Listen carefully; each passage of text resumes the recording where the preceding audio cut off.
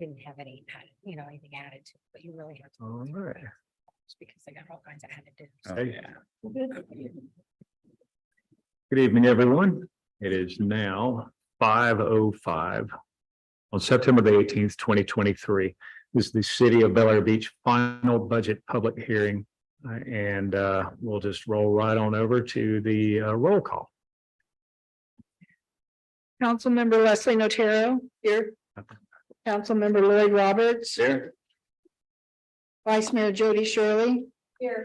Mayor Dave Gaddis. Here. City Manager Kyle Reefler. Here. City Attorney Randy Mora. Present. And Councilmember Belinda Livingstone was unable to attend, and Councilmember Frank Bankert is not present. Okay, so let's just get this out of the way. I hope that this is not a bad meeting because I already got it out of order. Let's go ahead and do the Pledge of Allegiance. Pledge allegiance To the flag of the United States of America, and to the republic for which it stands, one nation, under God, indivisible, with liberty and justice for all. And thank you, Patty, for calling the roll. All right, so let's move right on to item number one. This is for consideration of resolution 2023-08. Mr. Moore, you have the floor. This is resolution number 2023-08, a resolution of the City Council of the City of Bel Air Beach, Florida, establishing the final ad valorem millage rate for the fiscal year 2023-2024 for the City of Bel Air Beach, Florida at 2.0394 mils and establishing an effective date. Whereas the annual estimate of anticipated revenues and expenditures of the City of Bel Air Beach, Florida for the fiscal year commencing October 1, 2023 and ending September 30th, 2024 has been submitted by the city manager in accordance with Article 8 of the city charter. And whereas the City Council of the City of Bel Air Beach, Florida is required by the city charter to adopt an annual operating and capital improvement budget for fiscal year. And whereas section 200.064 Florida statutes establishes the method of fixing the millage rate by the governing body of a taxing authority. Whereas the City Council of the City of Bel Air Beach, Pinellas County, Florida held a public hearing on September 6, 2023 at 6 p.m. to adopt a tentative millage rate as required by Florida statute 200.065. Whereas the City Council has reviewed the city manager's proposed budget, amended it and tentatively adopted the amended budget. And whereas the City Council of the City of Bel Air Beach must set the final millage rate for fiscal year 2023-2024 to be used in computing the amount of ad valorem taxes to be raised to fund the final budget. And whereas the City Council of the City of Bel Air Beach, Pinellas County, Florida held a public hearing on September 18, 2023 at 5:05 p.m. to adopt a final millage rate as required by Florida statute 200.065. And whereas the City Council of the City of Bel Air Beach now deems it necessary, proper, and in the best interest of the public to adopt by resolution the final millage rate for fiscal year 2023-2024.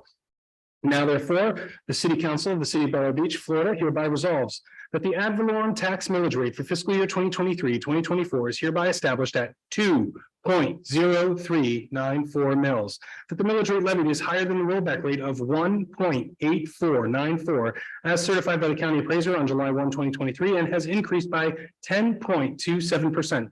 And that this resolution shall take effect immediately upon final adoption. This has been a full reading, resolution 2023-08, Mr. Mayor. Thank you, Mr. Moore. Before we continue, let's go to the citizens for comments in this public hearing. Would anyone like to speak? All right, citizen comments are closed, and now I'm going to need a motion from someone in the council. Move to adopt resolution 2023-08. Motion made by Leslie Notaro. Do I have a second? Second. Second by Lloyd Roberts. Leslie, you have the floor. It speaks for itself. Would anyone else like to comment on this? All right. I just have a quick question. So the 10.27% increase, that's in reference to the rollback rate? Yes, Okay, that's how much more it is. okay, more than rollback. Got it. It's essentially, it's if we went to last year's rate, Right, this is how much the increase is. okay. All right, any other comments? All right, Patty, would you please call the roll? Councilmember Notaro? Yes. Councilmember Roberts? Yes. Vice Mayor Shirley? Aye. Mayor Gaddis? Aye. So it passes 4-0. Now I am required by law to read this statement. The final millage rate for the City of Bel Air Beach is mills for the fiscal year beginning October 1st, 2023 and ending September 30th, 2024, and is 10.27% higher than the rollback rate of 1.8494 mills due to a 10.85% increase in property values.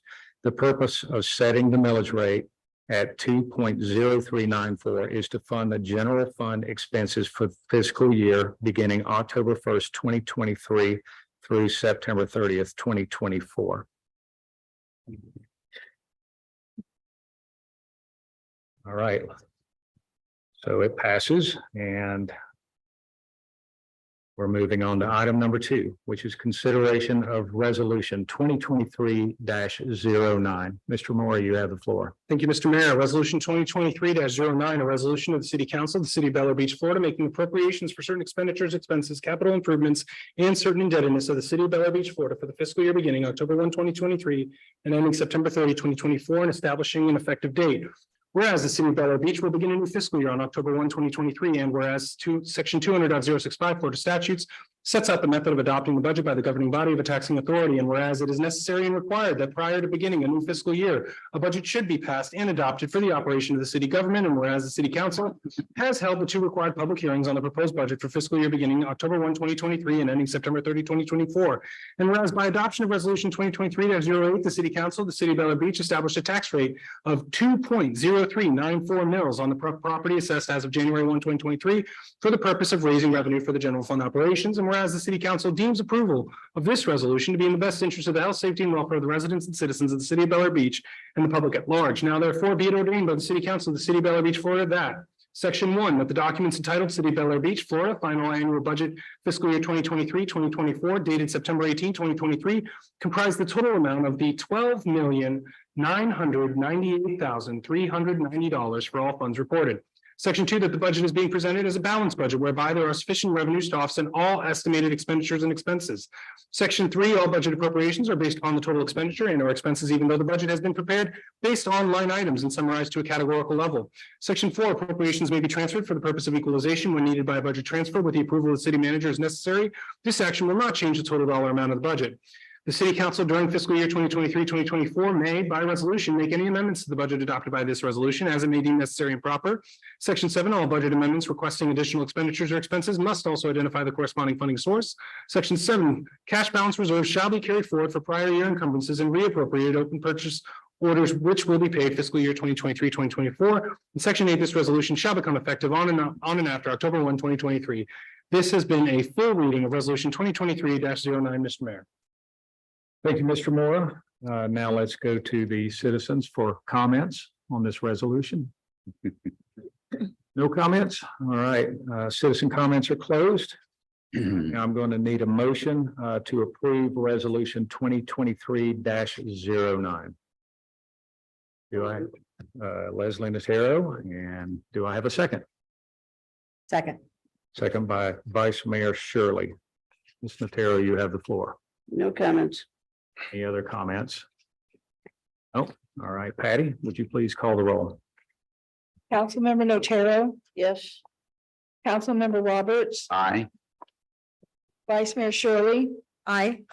Mayor Gaddis? Aye, and so the resolution passes. Now by law, I am required to read this statement. Resolution 2023-09 is adopted, establishing a budget for the city of Bel Air Beach for fiscal year beginning October 1st, 2023 and ending September 30th, 2024, with a final millage rate of 2.0394 mills, which is 10.27% higher than the rollback rate of 1.8494 mills. Do I have a motion to adjourn? So moved. Do I have a second? Second. All in favor? Aye. Any opposed? All right. We are adjourned. All right, we're going to move right on into the regular meeting. Give me 1 second here. I'll get it right this time. Okay, everyone ready? Ready. All right. Good evening, everyone. It is now 5:14 p.m. on September the 18th, 2023. This is the City Council work session for the city of Bel Air Beach. Let's do the Pledge of Allegiance. Pledge allegiance To the flag of the United States of America. To the republic which stands one nation under God, indivisible, liberty and justice for all. Patty, would you please call the roll? Councilmember Leslie Notaro, here. Councilmember Lloyd Roberts, Present. Vice Mayor Jody Shirley, here. Mayor Dave Gaddis. Here. City Manager Kyle Weaver, Here. City Attorney Randy Mora, Present. and City Council Member Belinda Livingstone was unable to attend, and Councilmember Frank Bankert is not present. Thank you, Patty. All right, we'll just go ahead and get started with item one. Hopefully everyone received the email that the items had changed a little bit. So we're going to move right on to review stormwater improvement project plans. He texted me, he's outside, so if you want to jump up to the proposed ballot measures first, and then we can just, To item number two. that's better. Okay, Give him time to set up. What are we going to? you think that's him? Said he was right outside.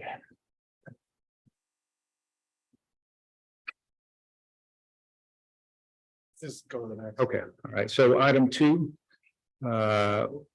This is discussion of proposed ballot measures, and this was put on the agenda by City Attorney Mora. Thank you, Mr. Mayor. In the past few months, we've discussed proposed ballot measures. I want to start by beginning for the clarity in the record. This is a work session. You are not voting on anything. You are not changing anything in your charter tonight. Nor are you putting anything to the residents as of this evening. We would do that by an ordinance and a resolution in the case of each one of the four ballot measures that you have raised in previous work session discussions. And so what I have presented to you this evening are four separate ordinances and resolutions. They're companion to each. And a fifth document that reflects what your charter would look like were you to move forward with these, and if all four were approved by the voters. These would all be put to the voters, but if they were to be approved, this is how the document that begins on page 2 of the packet materials and says pages 1 of 3, 2 of 3, and 3 of 3 is what the charter would look like if you accepted, if you and the voters accepted the changes in the form in which I have proposed them. So we can take them in succession as they've been written here, and they would not be highlighted and in red text in the future. Again, for purposes of a work session, I just thought it easier to draw your eye to here's what's going on. So the first one is specific to the term limits. And what I did there was change the language from 2 to 3, break up the clause into independent clauses or sentences.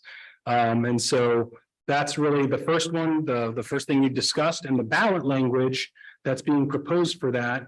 And by the way, by statute, ballot language can't be more than 75 words.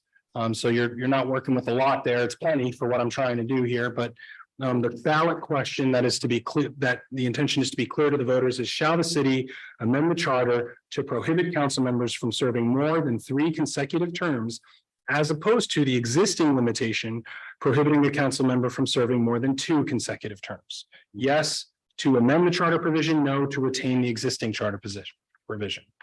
And so that is the proposed language, and you'll see that that's the resolution that follows the ordinance, and they don't have numbers yet because it's working documents, but you can see that there. So rather than take all 4 of them at once, I find it's easiest to eat the elephant one bite at a time. So with that, as we talk about the first charter amendment that's proposed here, it's the term limit one. I wanted to see if there was any feedback, concern about the way it's phrased, how it works, et cetera, were it to be approved by the voters. You're saying we have the ballot language in here? Yes, ma'am. Then there's a resolution that is 3 pages long. And that resolution follows. I'm looking at a PDF. I work from the digital side of it. So the resolution is 2 pages. On the second page, it says Charter Amendment number 1, referendum increasing limit on consecutive terms. And then it's right in the middle of that page. Next page. I'm like, There we go. And I know it's this a is little not disjointed. sort of order, so it's very confusing. I mean, Yeah, I'm struggling with this too. Actually, I have some positive comments to make. I thought it was pretty amazing how you put all this together. When we first started discussing this, I just kind of went out on my own and was trying to logically, in my own mind and on paper, try to figure out how we would actually get through this. And then when I read what you put together, I just thought it was very, very well done. Thank you. Thank you. I appreciate that. And I do understand because the packet materials aren't separately paginated, I can't Yeah. point you to page 42 or 41, but it is the first resolution in the series. See it, yeah. Has the ballot. Charter language. amendment, the resolution, yep, and then the ballot. So the citizens would be voting on this one issue. So all of you will be voting on all four, but as to this one issue, they would go there and when they went to the ballot box, that's what they would see. Perfect, Charter amendment number one, referendum, that's the title. The title's limited to 10 words. right? It's a referendum increasing limit on consecutive terms. And so that's clear what's happening. And then the language says we're increasing it from 3 to 2, yes or no. And the yes or no element is a required element of a ballot referendum measure. I think that's clear. So, my request to you as we go through each of these four topics is, one, if you feel the ballot language is confusing for some reason, let me know. And two, if you feel, hey, yeah, that's what I want to change, but that's not how I want it changed in the charter, let me know so we can address that. That's really where the rubber meets the road here. Most of the stuff that surrounds it that's not yellow and highlighted is the existing language. So I'm not really looking for too much or required whereas clauses and the like. But the really key thing is how the charter is changing and the ballot language as we go through each of these. It makes perfect sense to me. Yeah. Yeah. Any questions? I'm looking at above where it says charter amendment number one, special elections shall be held on Tuesday, March 19th, 2023. Yeah, those would all be changed to 2024. Thank Okay. you. Thank you. That's one of those copy things, and that's why we do this. So. I was really focused so much on the other things I I promised. understand. And that probably you'll see that globally through each, so I will just, Yeah. I'll make a point to note that. Okay. Everybody okay with that section? Yes. Yeah. All right, let's move right on. All right, so the second one is specifically the change from 7 members to 5 members. And that appears in a few places in your charter and as it presently reads. It appears in section 2.01 where it says there shall be a council of 7. I'm striking that to 5. In the election in terms, presently, I mean, the dates are retroactive in other things, but I've inserted language to say how it would be handled going forward, and I'll explain that in a moment. And then you are limited to a single subject when you do ballot measures, but the majority vote here is stated as an explicit number in your code as 5 members of the 7. Well, if we go down to 7 and we retain 5, and then it's going to take a unanimous vote every time you do something, or 4, a super majority.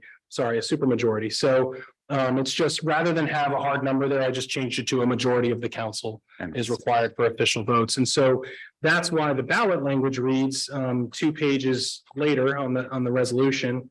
And again, it does have that 2023 there, but it does say Charter Amendment number 2, reducing the city council to 5 members from 7 members. Shall the city council amend the charter to provide for a city council composed of 5 at-large council members, including the mayor, as opposed to the existing language providing for a city council composed of 7 at-large city council members, including the mayor, and adjust the corresponding voting requirements for the council to take action. So it captures everything that's happening there. I don't have any problems with that one. That's very clear also. Council. So the one thing before you throw to council, Mayor, I do want to explain how this is working. Of the 7 members we presently have, or 6.5 as we transition with member Zabel's seat, each of your positions are coming up for election in 2024 and 2025. So what this says is beginning in 2025, so you'll be a council of 7. If this were approved by the voters, you'd be a council of 7 for obviously the remainder of 2023 and the whole of 2024. In 2025, you have 3 seats coming up, including the mayor's.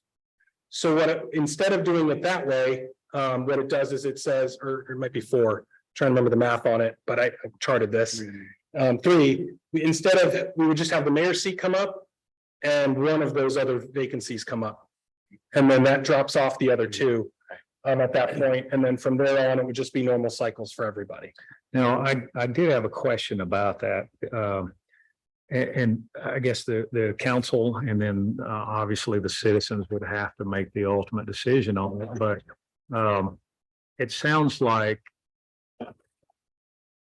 every term for every time someone is elected, they would serve with the council for 3 years.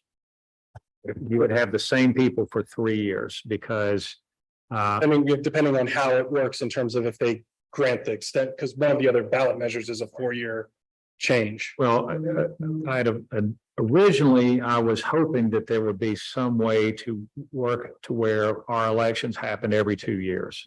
And it sounds to me like that's not going to be the case now. We can certainly make it the case. I rolled it out so that you were going to be, right now, you're on a 2024 and 2025 interval. The way this does read, you're right, that it would go to 4-year terms. And so it would be, the next ones would be 2028 and 2029. If we were wanting to do a rolling basis, I can do that. And that's part of why I wanted to have this discussion. For me, it was cleanest that way because you guys have at-large council seats that are both on this current thing, on this current schedule. The challenge for me in phrasing that, as I looked at that, I was like, okay, well, that is a long time for, that council is, because you're at-large seats, I couldn't say seat 1 will come up then in seat 2 or district 1 or district 2. And so finagling that without your input was a little disconcerting on my end. I said, well, I can keep their current intervals, and depending on what the voters accept and reject, well, obviously will inform what happens here. But if you want, and that's again why we're workshopping this, if you want some kind of rollout that's different than that, then I need that feedback so I can. Now, certainly your method that as proposed is the cleanest. It's just, is that how we want to do it? Number one. Yeah, you guys are the policymakers. You tell me. One of the elections would not fall on a general, whenever the Right. presidential election happens or the midterms, one or the other. I'm not Right. sure You'd have an off election year. what the alignment is, but 1 year we would have an expensive election, and then 1 year we would have an inexpensive election. Whereas if we piggybacked on the midterms, then they would both be inexpensive elections because those ballots go out to everyone. I was under the impression we were trying to get on a 4-year cycle. That's so that way correct. with the Yeah. presidential election, not have, I mean, I know it's going to take a couple of elections to get to that cycle, but that was my impression of what we're trying to achieve. That's right. And the way that it's written right now, that would not happen. I think We would have it in part, but not for the It whole would have council. It's gonna take. partially, Yeah. yes, and I mean, eventually it will. no. we didn't want to accept No, it wouldn't. presidential. Because, well, if you got it on the presidential interval and you did that, it would be to have the whole council change over, would have everybody align everybody's No, terms. no, that's not what I'm saying. What I I'm know that's not what saying, you're saying. the midterms. Right. So you have presidential race, that would be the 2024. year that the mayor is elected. And then you have the midterm elections, which would be 2020, if we're going right now, it'd be 2024 and 2026 and Correct. 2028. Right now, you do have an odd year, which is off cycle. But in this- then the problem we run into is how do you have to short cycle or long cycle Correct, sitting council members to make that happen. correct. And that was, I certainly didn't want to be the one to propose that Right. without explicit direction in that regard. Well, and that's why I'm bringing this up is so that we can consider everything, not just making it. I don't want it to be easy if it's wrong, but at the same time, if everybody's good with council not changing at all for 3 years, and then you have 2 elections, boom, boom. Yeah, To the extent there's any communities who go this way, the countervailing narrative is you have the opportunity to get astride with one another and work, that longer overlapping tenure. To the extent you're looking for, well, why would we ever do it this one way? That's the one conventional wisdom in that regard. I'm not saying that's reason enough. I'm not trying to persuade. I'm just trying to give you all the information. go ahead. See if this makes sense. So we know that we're going to have an election in March of 2024. That's a given. If we said in the language that Randy would do much better than I would, that whoever those 3 individuals are that are elected, they would come up for re-election if they were still available to run in November of 2028, which would be the general election. It'd be 26. Well, not 26, because that's really quick. Because that's going to be, I think, Yeah. the other group's going to fit into that cycle. So again, so if it's going to be a 4-year term, if it gets voted on. If we vote the 4 years. So here's part of the challenge, and I think part of the reason why I made the document that starts the materials is as you conceptualize one, it's naturally leading you to the discussion of the other. But that's like right now, we're talking about the 7 to 5. And how do we cycle those 7 to 5 if we do a 3-year or 4-year? I was like, well, if I predicate this on the fact that all of these are going to be approved, it's one result. But I'm trying to write them with an understanding that one or all of them may not pass. And if that is the case, what result do you don't want to write one that is wholly, or you could write one that is wholly contingent on the other, if that's your intention, and say this measure shall not take effect unless the other one's also approved. But that also was not the approach here. And so they are presently interrelated in a way that makes it difficult to discuss them in a vacuum. But the way they are drafted for purposes of clarity, ease, and avoiding issues on the back end is they are drafted in a vacuum in a way, but as you see, harmonized ultimately in that single document. But that way, if one were to fail, for example, if I change 7 to 5 and assume that the voters are going to approve 4-year terms and then they don't, and I've made my whole schedule based on 4-year terms, then in the charter, then it doesn't make any sense later after it's been adopted. And now we're having a charter amendment to fix a boo-boo of some sort. And so I wanted to make sure to avoid that kind of confusion. It's almost like it'd be better to run 2 of them together, but you can't do it. I mean, you can do single subject, you can make one of them contingent on the effect, this shall only take effect if ballot measure 7 shall only take effect if ballot measure 6 passes. Right. You can do that. The only challenge I see there is if you're going to do that, understand that if 6 falls out, and it's like, oh, we really did want a 5-member council, but we made it contingent on 4-year terms, for example, well, then you get your 5-member council, you lose the other, but then you end up with neither. If you make them contingent on each other. I don't think you can. Pardon? I don't think you can make them contingent. I mean, because I think the 5 members are pretty important aspect, whether we get the term changed or not.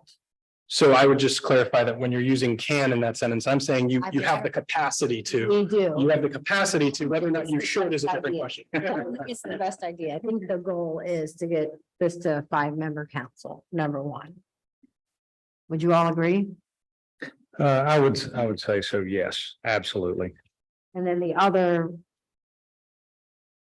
amendments are, the other ballot items are secondary.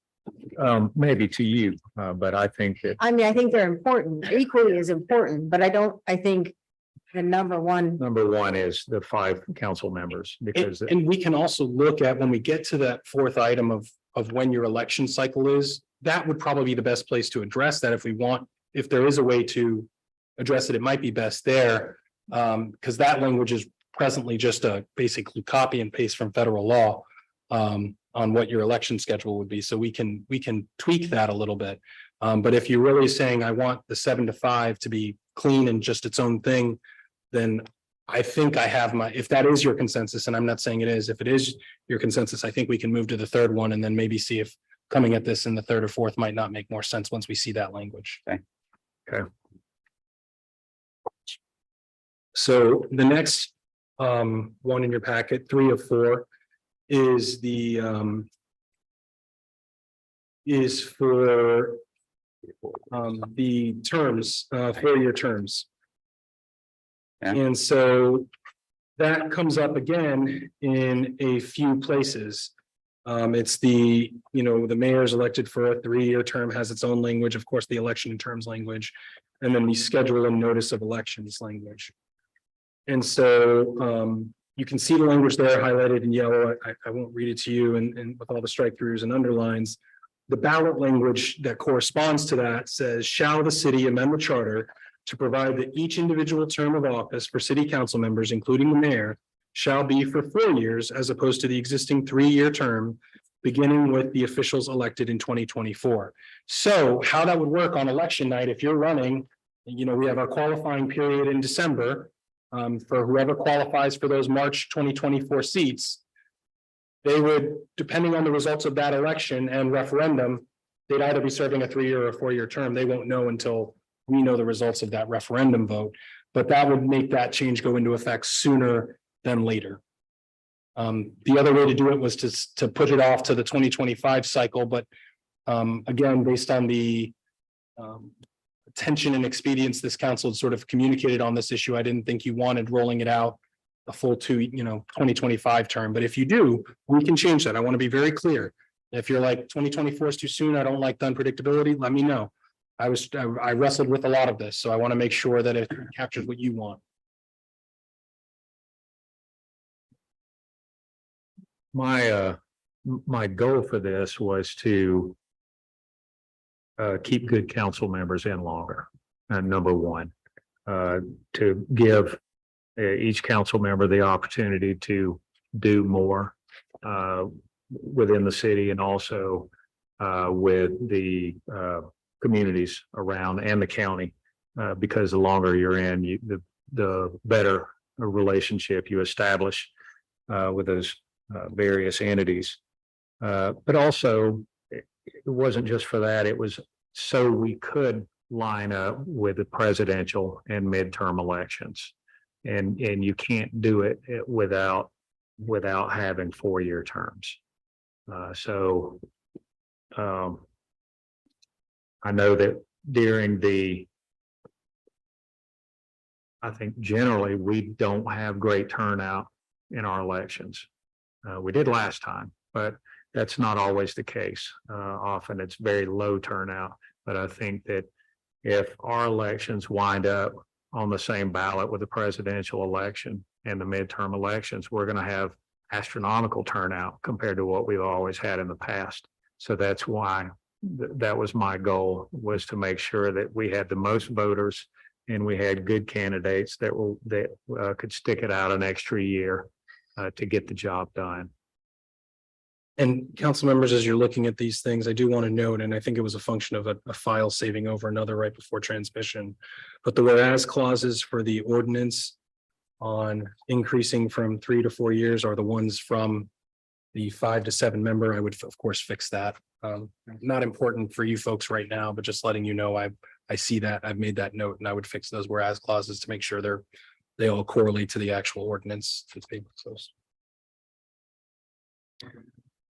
So let me ask you this, if we have these 4 items, well, let's go ahead and let's talk about this one first.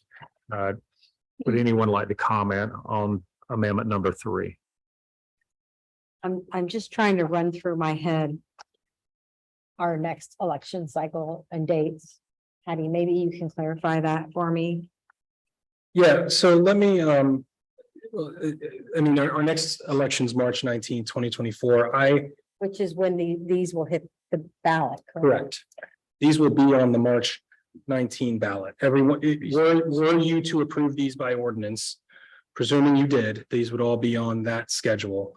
I'm looking for, there's an email that I'd put together in sending some of this material to city staff that I do want to reference real quick, that I think will help clarify some of this. So am I mistaken in saying that the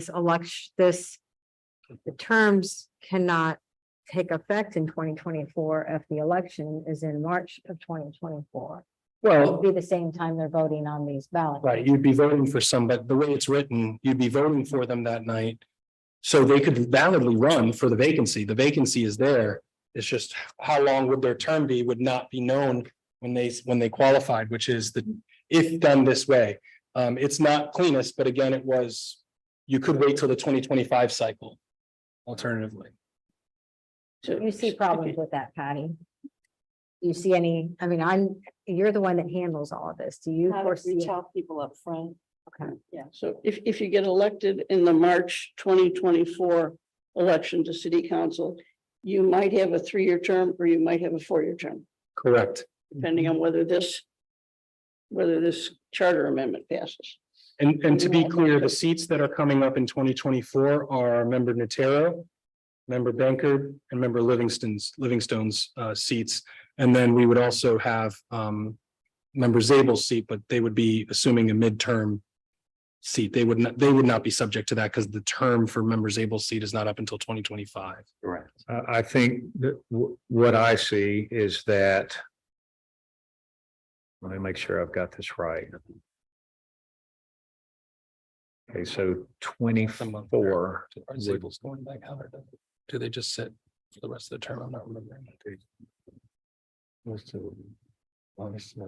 They just sit for the remainder of the term. They appoint. Okay, you Yeah. appoint them and they sit for the rest. So Right. please strike what I said about Zabel. I'm sorry, I've got a few communities in my head and I misspoke. I don't want to mislead there, but at least you would have 3 on the 2024.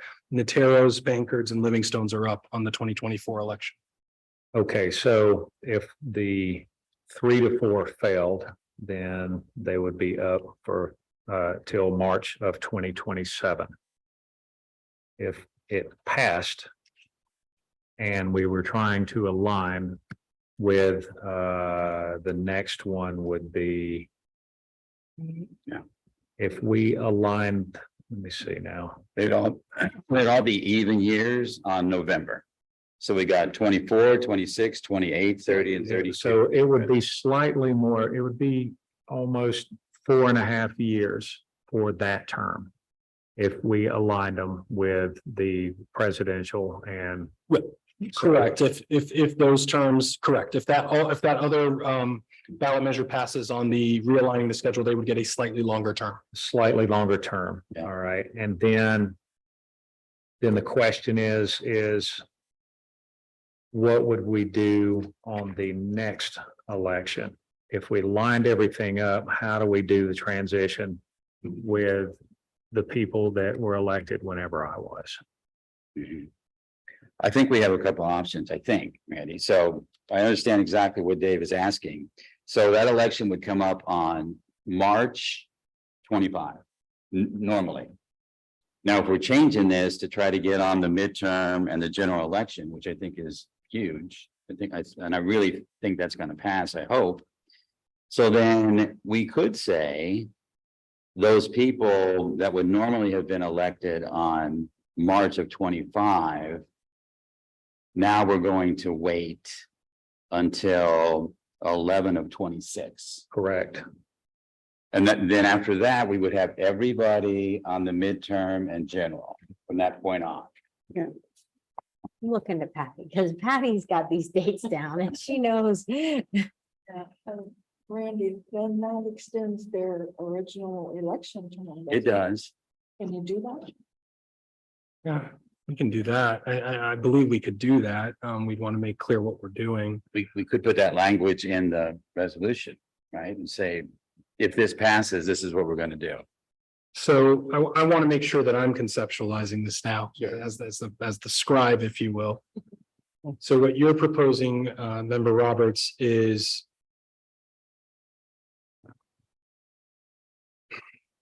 here's what the challenge is there, and that I'm trying to harmonize. You're sort of marrying the November election referendum item with the terms of office. Correct. One. And I'm trying to write them in a way where they're not contingent on one another. And so if we said any official elected in that seems to me like it would be better addressed in the presidential in the transition to the November language, if I'm understanding it right. I'm just trying to think through how best to do it mechanically. Is say we're going to change. I think if you're going to have an ordinance, if you're going to have a a ballot measure that changes the election cycle, then we could say after the language about moving it any official explain what happens there. I think it would be better to explain it there than in this one. Right, in the details of the resolution, but as far as what appears on the ballot, you wouldn't have to give details. You would just say, we're increasing from 3 to 4. Right. I would say that I might, depending on how much language I have, how many words I have to work with, I might add more detail if I can. Okay, But I don't know that it's absolutely critical to say, you don't explain the whole process because you can't in 75 words, but you might say, and marginally extending the term or something like that if there's space. But as it relates to the one we're on right now, Which is what? Vice Mayor Sherman. I have a question, Read it. and I'm just, I don't know, I'm just thinking this through. We have a primary election in March. What year does that fall in? 2024? I'm just trying to think this through. Not everything happens in November. And that's why I think our city has these March elections too, because we do have the presidential primary. Right. That's the primary, though. That's not Yeah, the, but people still come vote for it, is my point. yeah, well, that's I true. mean, so I don't know why we're trying to push everything to November. Well, I think the reason was because we feel like more people vote at the general and the midterm in Correct. November as they do in the Yes. primary. A lot of people just say, Not only that, Primary. but it's also a way to absolutely, there's a drop dead cut date of every 2 years, we have an election instead of in one election, we have it in March and another one, we have it in November. So everything would be balanced. Yeah. I don't know why we didn't do this whenever we Did the other. set up. Charter. started this at the beginning. Right. But this is what we're having to work with. I knew it wouldn't be easy. But I don't see any other way to do this. and I would tell you that, in as much as you're trying to conceptualize this, the document that started the materials on these different referenda, the 3-page document that shows the charter, that was as much for my benefit as it was for yours. Right? If I do all this, does it all actually make sense once you clean it up and remove all the strike throughs? Does this all work? It presently works. It can work another way.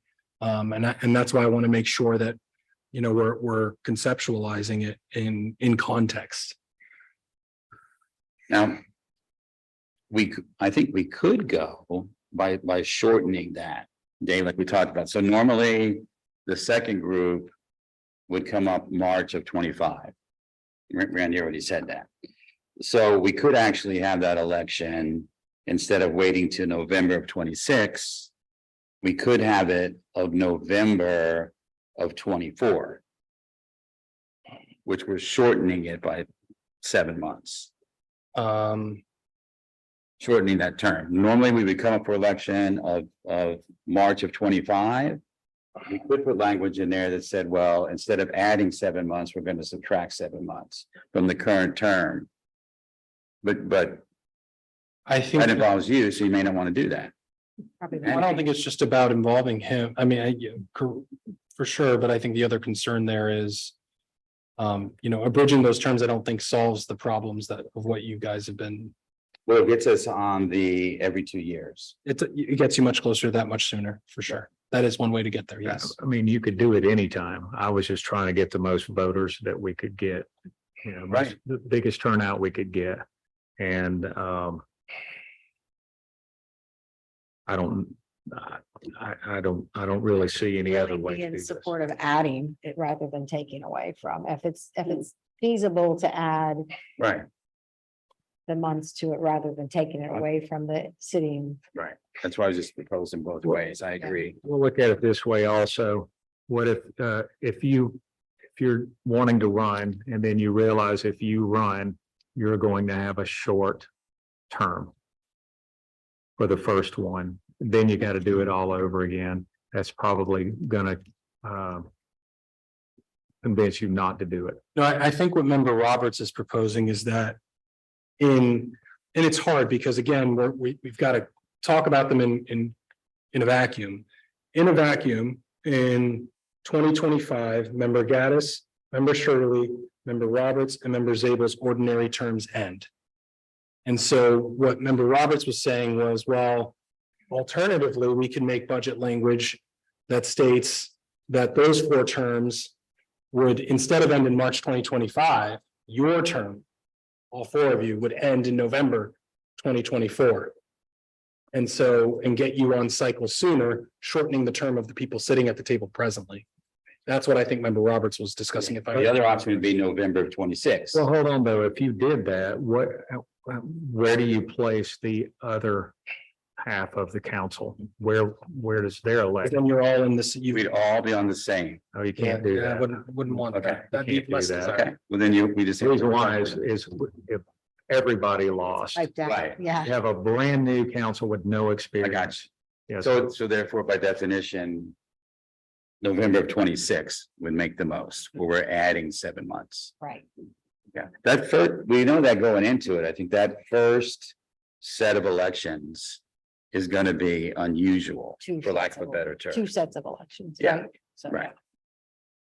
But yeah, so I think we answered that question, that we don't want everybody on the same exact cycle. No. So it would have to be November of 26 by adding 7 months to the existing terms. And the people that get elected in March also would have,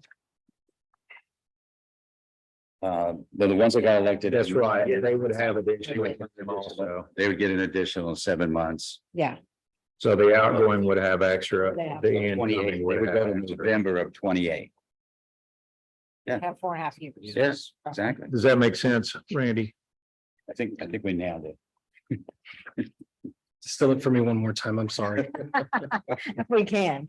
I apologize. I was No, trying to no, follow. So basically, if the 4-year term passes and the align with the general and midterm elections passes, existing, I'm sorry, March 19th, whoever is elected at that time, their term would go until, that's March 24. Now they would go roughly 4.5 months to November of 2028. 4.5 years. Correct. Okay. The next group of people that would be up for election would, currently, they would be slated to either exit or run again in March of 2025. Correct. Correct. Four of you. So present. they would actually gain about 1.5 years is what would happen, because then they would be November 2026. And so For the seated person. the mayoral race would actually happen during the midterm elections, and the other council members would be on the presidential elections. Yes. Yeah. So actually, it's 1 year and 7 months. Yep. So, I follow that. Yeah. Now, my question to you is. If the 4-year term fails. But you move the elections Can't do it. to November. You can move it in November, but you can't do it balanced. I agree with you. And that's my question is if you do it, the voters are going to be voting on each one of these things separately. Right. Now, we can make one contingent on the other, but right now, none of them are contingent on one another. So we can say that this ordinance shall only take effect if. I would say that this is just my opinion. Council, please speak up. I would say that if the 3 to 4 does not pass, then leave it alone. Then leave the election cycle alone? Yes. Is that the last one, the resolution? Correct. Okay, yeah. Because It's of no value. there's not a whole lot of value to it. You're gonna have one election that's gangbusters Yeah. and a big turnout, then you're gonna have another one that has almost nothing because people generally don't care.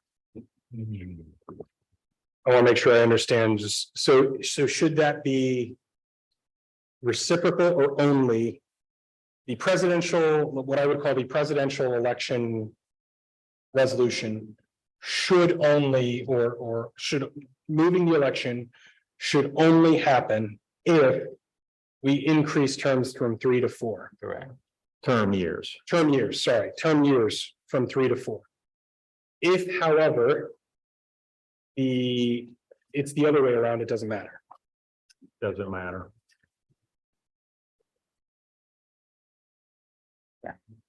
I Because really what would happen is you'd have, that happening. all right, let's just say we're doing the 3-year cycles. So you've got one election, then you've got another election, and then you take, what is it, 2 years off, all right? Then the cycle starts all over again. Well, the way the presidential elections fall and the midterm elections fall, you would have one election, let's just pick on the mayor's race.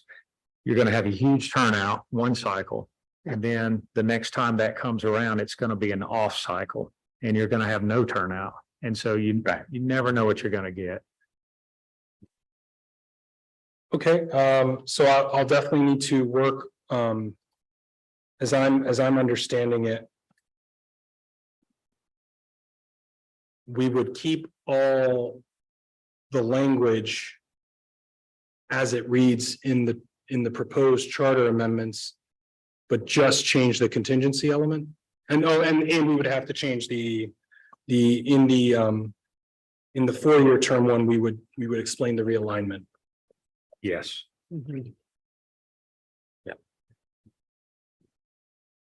Okay. I will admit, your method was way easier, but it's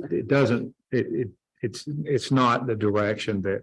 I totally get that, and that's why I said, it's like, I didn't want to make it more convoluted and say like, dude, there was a really easy way to do this. And so I understand the competing ease versus desired outcome. One thing I can say is this council has never just said, let's take the easy route. Agreed.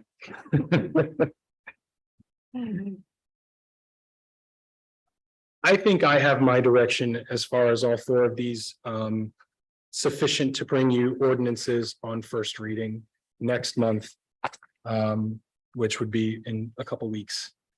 So first reading would be then we would only do the ordinances, not the resolutions with the ballot language.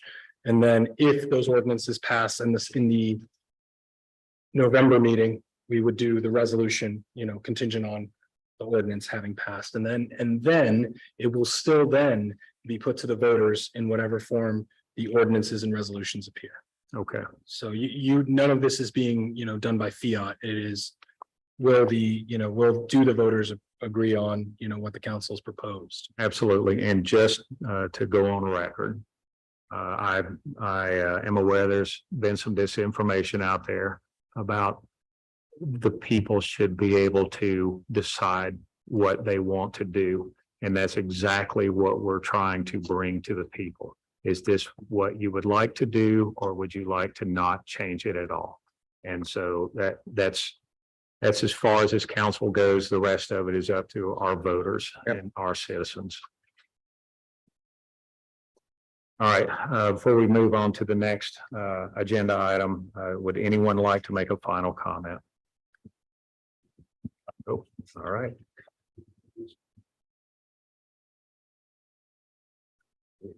All right, now we are on discussion of, is our guest here? Yes, okay. Do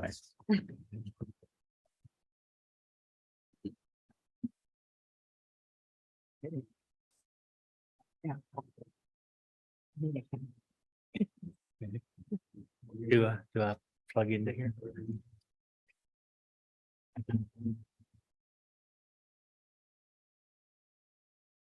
And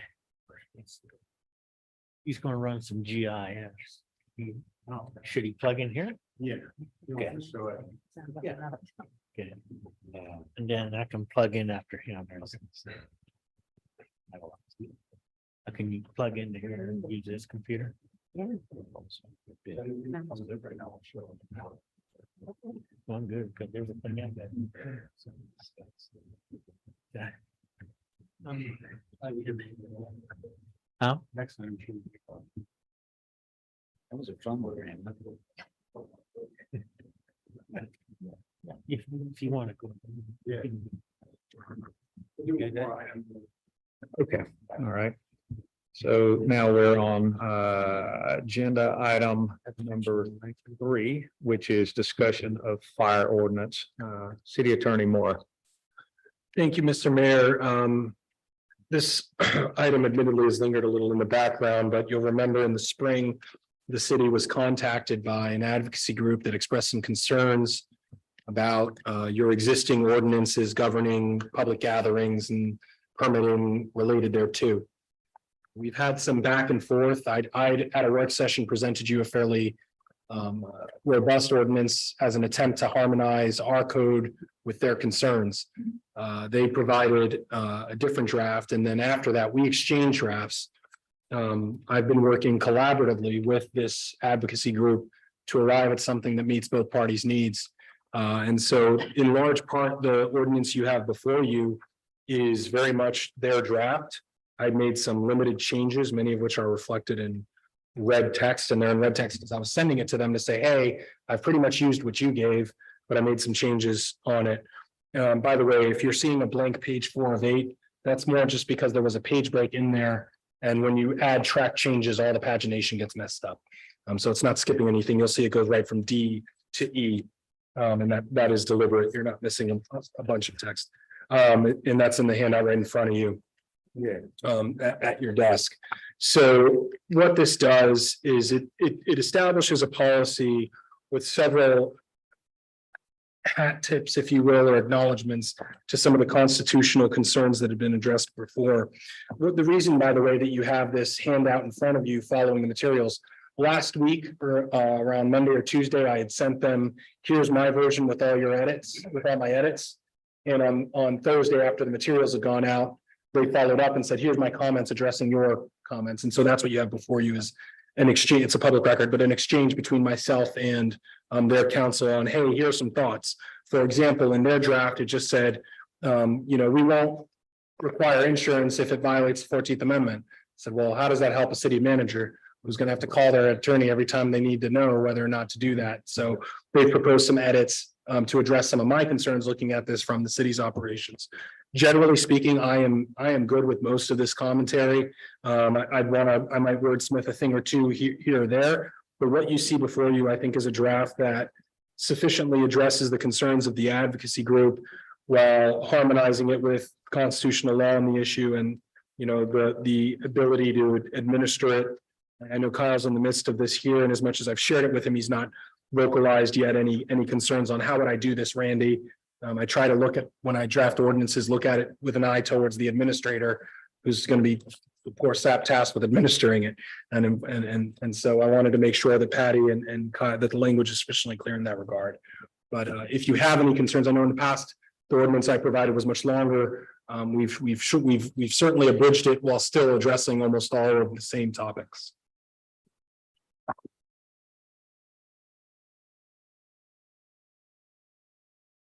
And you sent them, you sent the last correspondence, is that correct? No, I'd sent something Monday, Tuesday, which was this draft with red, and then on Thursday or Friday, I have a Thursday afternoon or Friday morning, I can't remember right now. They sent this draft that you have in front of you, the blue where it says anywhere you say AT2R, that's their person making comments. The red where it says RM1, Randy Mora, that's me making comments. So you'll see the blue always follows the red or adjoins it to address the concern I'd raised. I apologize. I got a little confused on the back and forth. It's confusing. I apologize about that. Just want to make sure you have the full complement of information as the council. Council, any comments on this? Why are we catering to this almost broke organization from Philadelphia's needs? I've found catering to rogue people from Philly serves me well, generally, Member Banker. I don't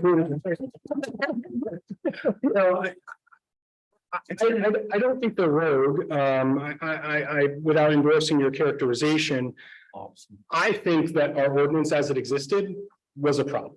But we never enforced it, I believe. We never asked for a permit, right? You're absolutely right that we didn't have the enforcement mechanism, but all the same, it identified an issue in our books. And I would not want to set Kyle up for failure in the position of saying, hey, we've never administered it. So just leave it on the books and ignore it because they were going to test it. And if not them, somebody else would inadvertently test it when they go to follow its terms. And so it needed to be updated. Candidly, I've looked, in updating it, I looked at a survey of communities and larger communities where this has been done more recently, and you're seeing a version of this in part to avoid whether it's fire or the ACLU or just some general challenge. The other, in Florida, we have the added benefit, if you will, in this landscape of there are criminal laws that address some of what had been raised in our language about blocking the streets and that. So we could look to state law if we really needed that. But I think this is an opportunity. Would I have written this exactly this way? No, I agree with you. I am collaborating. I wouldn't say as much as catering. It was an opportunity to reach a better product and quell any future challenge because, and I said that to them. There was some language they gave me. I said, so you're telling me written that way, you'd be totally fine if we did this? They said, no. I said, okay, that's your language. So maybe we should have that discussion now instead of have a lawsuit later. My job is equal parts risk manager. And if I can find a way to mitigate your risk, I'll do it. I appreciate that. It's just, I know the organization up there. I don't think they have the moxie to do anything, but I don't, like I said, Lynn never required anybody for a permit in my knowledge. I don't think. And that was our response to them. When this first came up, I will tell you, I remember it because I was traveling with my son. And I was like, hey, we're going to be there Saturday with 9 people. And I was like, nobody has said no. We have actually never done this. And so can we make this an opportunity to reach a better product rather than make a point? And to their credit as an organization, they said, yes, let's have that dialogue. Because they could have been much more, cantankerous and confrontational. They chose not to be. They said, okay, we'll work with you if you'll work with us. I think that's reflective of how the city does business. And I tried to carry that forward in how we reach this product. I think that that's not what they were expecting. I No. think that they were expecting us to say, get out. Yeah, they expected the standard, you don't fight City Hall. This is City Hall's code, so, get lost. And that's not, that it's not a fight worth having because in its existing form, it was already a problem. Had we been in a different posture, with better language, I would have said, sure, it's not perfect, but we've never done it that way. On its face, it was going, you could still get a vagueness challenge or some other thing. And we would either have to cede the litigation or fight it and lose. So, I don't want to put him in a compromising situation either, but. I understand philosophically, you might not be aligned with them, and I respect that as well. Thank you. All right, any comments on this? Everybody satisfied with what this is developed into? I think it's a good working paper. It's good. Thank you. Thanks for all your hard work. Leslie, I'm fine. good with that? Frank? All right. Lloyd? I'm good. At the risk of putting you on the spot, Kyle, was there anything that, and I know we can still continue the discussion, but before we bring it for first reading, anything that was a challenge from the city's side of things? Other than those things that we flagged? No. Okay. I think it's still. And it just rarely ever comes up for anything. Right. If anything, I look at this as a good exercise between two seasoned attorneys. Well, And the one thing I will tell you, and I had the benefit of sitting through in Indian Rock Beach last week. They brought Scott Dudley from the Florida League of Cities to do a presentation on Local Voices United, which is the lobbying and advocacy and sort of the home rule hero side of FLC advocacy. And it's worth noting here, especially that we say this has never been an issue in our community, but the faces of our communities are changing drastically, in some in ways that we can't control or have less control, like our short-term rentals, home-based businesses. And some of those other changes may have downstream effects that we don't have the ability to anticipate now, that the way people are using their homes might lead to more gatherings, might lead to more advocacy. If I decide to make my home the, Florida Advocacy headquarters, I can do that. And if Florida Advocacy, whatever that means, decides to host a local event, maybe that ends up flowing into this. And so, as we look at the landscape of our communities changing, it's worth saying, yeah, this hasn't been an issue, but do we have the ability to get ahead of an issue instead of always being reactive? any other comments on this item number 3? All right, well, why don't we go back to item number 1, review stormwater improvement project plans. Welcome back. Thank you. Well, since our last meeting, we've gotten some survey in and we had some updates to the plans. will give out here.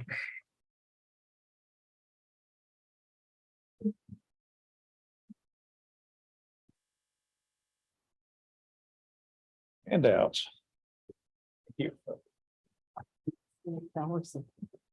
Sure. Thank you.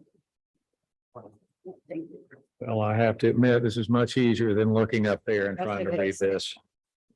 We've been looking through our book going, we don't have any notes on this. Turn it.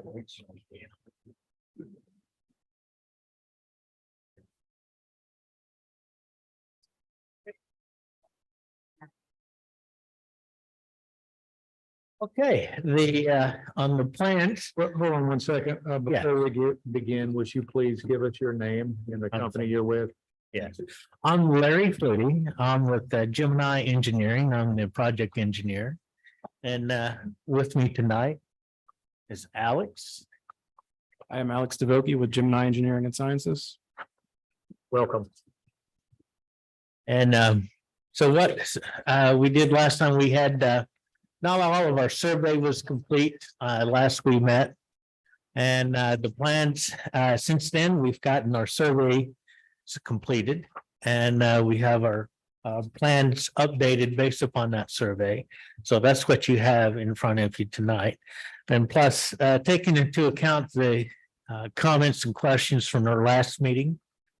So we've incorporated those comments to the plans. And I think the changes on that is we are still waiting on some more videos for the pipes.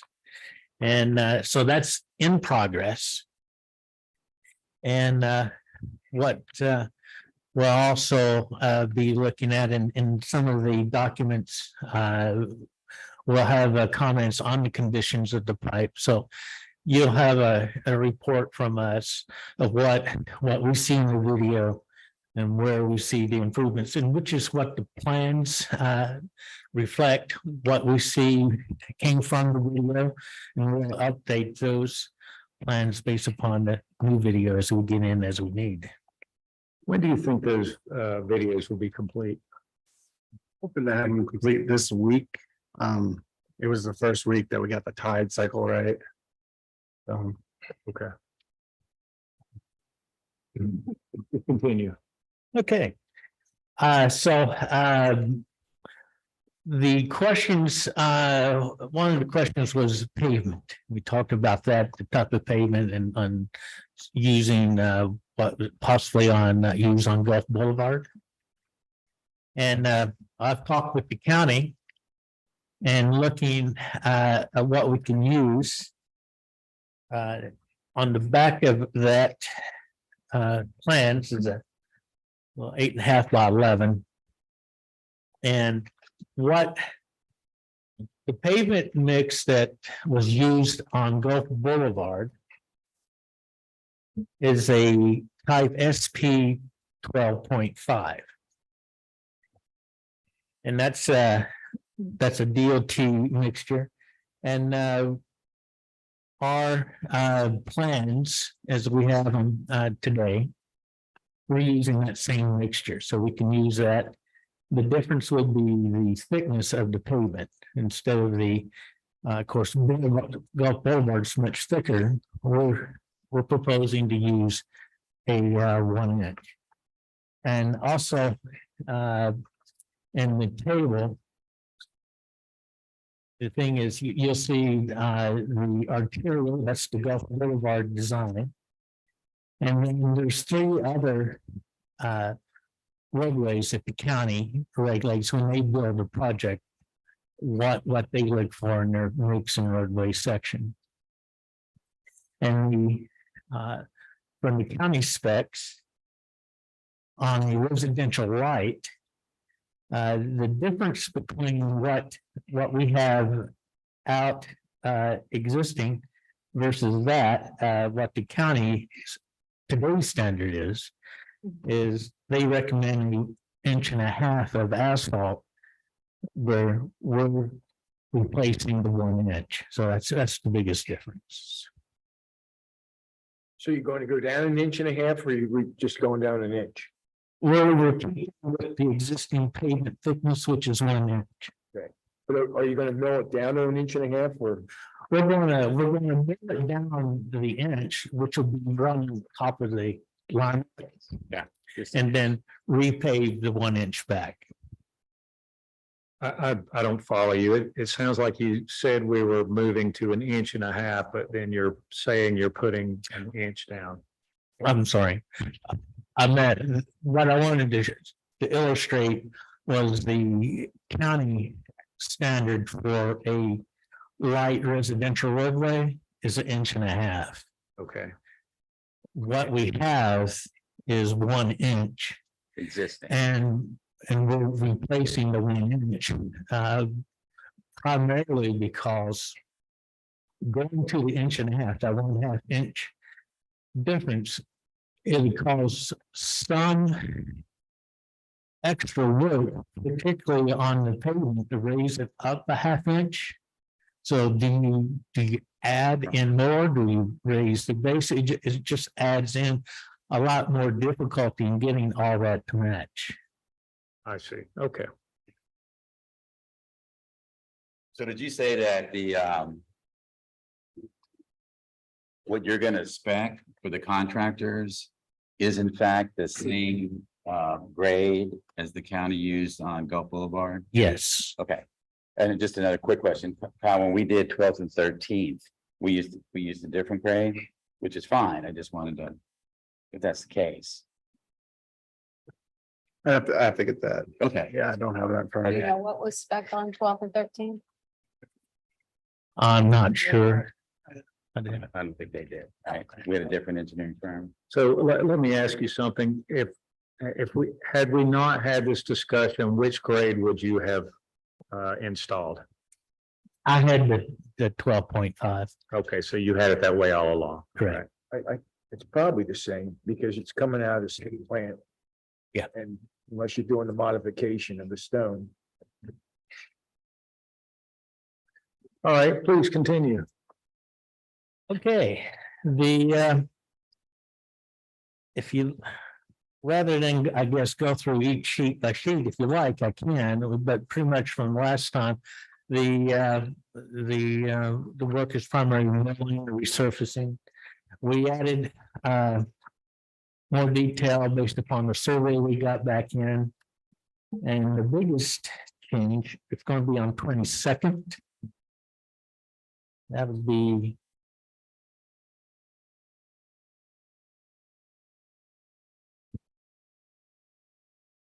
on sheet C14.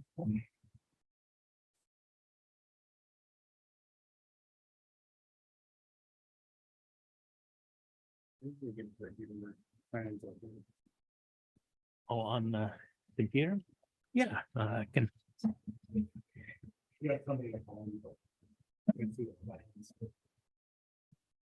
Oh, we got it here? Yeah.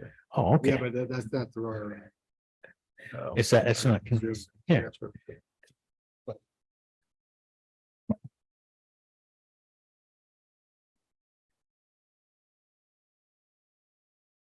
Will this run now or I gotta do that?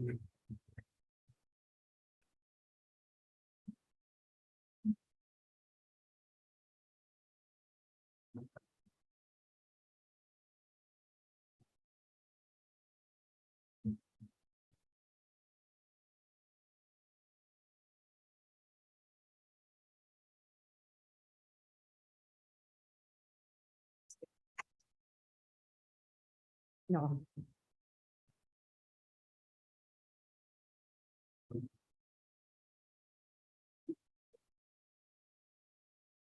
I lost something here for me.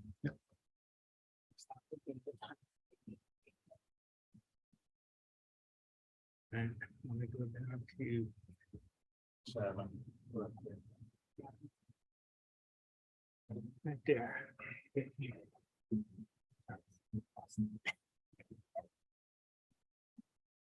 All right, so I can see it. Full screen. Put you all into this. I was just looking at this. This calls for like a 3-inch minimum. we're doing a 1 inch, but we Can't don't make change. choice, right? Well, it's Right. with all the driveways and Right. everything, you can't. We can't go down to the Yeah, base, see that, so the residents understand. I don't, I got a right? track pad. What we used on 12th Street. I bet a nickel right now is not this Not that 12.5 stuff. Yeah. But that's good. So he said he was gonna do that. Perfect. Because even down here, the county said they use this SP 9.5 Yeah, for the residential. media, And so we're basically. there we go. using- like traffic. Yeah. okay. It's gonna- Well, like I said, jumping ahead, some of the big changes that we made in the plan since last time. We added in more detail on 22nd Street, which is at that intersection. We're replacing the curbs on each of the 4 corners to make sure they're draining in off the street and off 22nd. And there's an existing pipe with an inlet that's clogged and which goes down to the inlets to the south. And that'll be cleaned out so that that intersection will be able to drain much better than what it is now.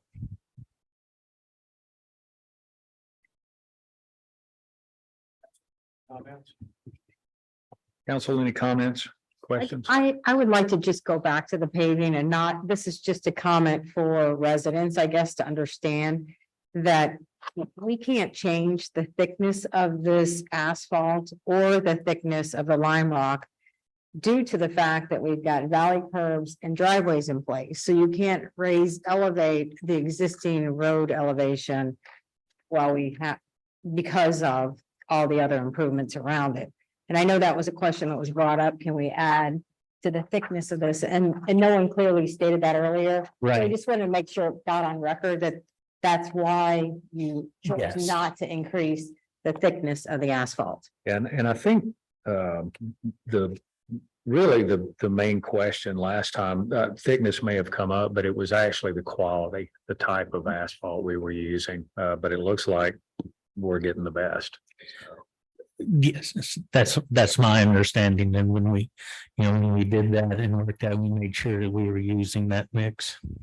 I do have a question with this intersection at Bay Shore and 22nd. You say that inlet, the water travels south to then another inlet and the curb there. Where does that exit? I don't know. Is there a park or is that through someone's yard? It connects up to that inlet and those pipes and inlets, they shoot to the intercoastal Okay, along the property line. but on the property line, it's Yeah. not an easement through someone's yard. There's no easement. Okay, It was. and that line is clear out to the intercoastal? Yes. This guy. Yeah, Okay. So this is a stronger. it is stronger. Yeah, well, good. Thanks. Yeah, I don't see where the actual drain is at on this map. No, it doesn't. It just stops at the curb. Yeah, the actual drain out to the intercoastal, we don't have that on the plan. Okay, Just space wise and but just for my own knowledge, where is it on this, it, obviously is it just going straight through the yard it's an extension of the pipe between Yes. D and D? yes, Okay, yeah, We'd like to be into a curb and Which not- one is that? that's 22nd and Bay Shore, I think the one who directed us to.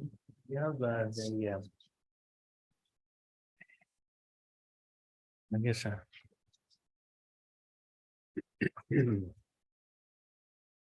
have a EIS figure. Oh, that's right, okay. All right, I do have a figure that kind of shows it overall where it goes out. I'm just trying to get to it, but okay. I can go ahead and finish with the plans Yeah, and then I can. I don't think it's that important. I just had to think about what I was looking at here. I can get that to Kyle, that graphic that shows that, and then he can send that out to each of the council. Guessing it's a straight line to the right. from the. That's exactly it. It's out to the water. All right, what's next? Okay, like I say, the biggest changes there, we did an inventory of the inlets and the condition of the inlet tops. What sheet am I looking at? It's 23rd Street, I think. we're looking at. 23rd? Things are very Oh. changes. My hand must have hit Yep, there it is. Okay. C-15, the. I think. Are we able to do that GIS thing? Oh, it's not gonna be, okay. We also have what I wanted to show you, we did an inventory of the inlets and the inlet tops into condition. And we took photos of that and we placed it on a GIS map, but we can. I guess we're not hooked up to where the people are looking, watching and could see that, so I can get that document out to the city manager and get that out to council as well. All right, thank you.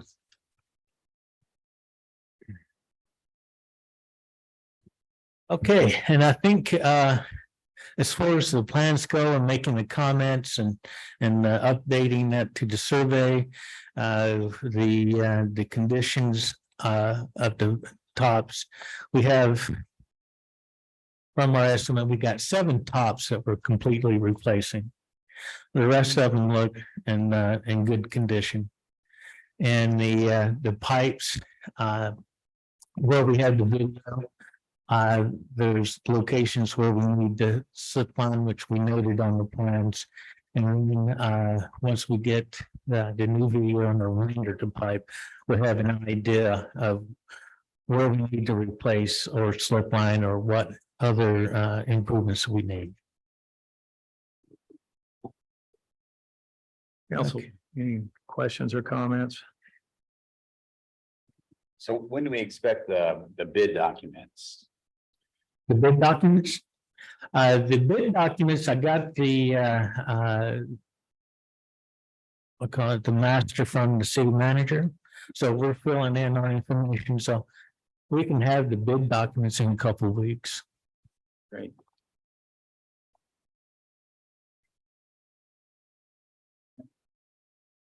All right, on the page you have pulled up, you said biggest changes. So you discussed 22nd, and what is it I'm looking at on 23rd, or is that just where you landed? That's just where I landed. Okay, The biggest changes were on 22nd, adding that information. And away from what we discussed last time was 9th Street. And the question came about a underground vault, or the possibility of using an underground vault. Well, we're still looking at depth, and I've been kind of seeing how we can do that. And the biggest challenge that we have is at that end of 9th, where the inlets are, and that is underground utilities. You know, we got sanitary sewer line, we got water line, and then of course those inlets. And what sort of underground retention vault can we put in there? And designing these things, I've been doing these things for a long time. To capture the volume, it needs to be separated from the water table and still open, you know, because if it's full of water, you don't have all the capacity that you would need. And so how do you build that as a separate containment on the ground under the pavement? You got to worry about wheel loadings. You got trucks coming down and the big trucks. So whatever we put, if we put it on the pavement, it's got to be able to have low capacity called H20. That is a standard, and which that standard as well, county and school work on ratings. So we gotta make sure it covers that. Now, if it's off the road and not in the roadway proper, then it doesn't have that need to be that heavy duty. But we're limited to what we can do between the edge of the road and the property line. And what can we put in there that's going to work? And that makes it a very challenging option for us to look at. One of the in looking at it is like a wastewater station. What if we had a reservoir or a location, say a pump inside one of the inlets, and just like in a wastewater wet well, you have sensors, so when it gets up high enough that it'll turn on and start pumping water out, and we can take it out to the creek heading up to to the next inlet that gets it out. And we do have a one of those check valves at the end of that pipe. So it's not flowing back on us, at least very easily that way. And so I'm thinking that maybe in the times of high water, instead of an underground vault, something that can pump the water out and get it up over the hill and into the ditch and out, because we're looking at wanting to get the water out when it's high, and how fast it does, as long as it goes down and comes down in a reasonable time, that would be more advantageous than extending and letting evaporation take care of it. So that's the next thought that came. So I gotta explore that a bit, what the possibility is. Yeah, the challenge we have right now, and Mr. Banker can probably speak on this better than I can, but basically the water is high enough to keep the check valve closed.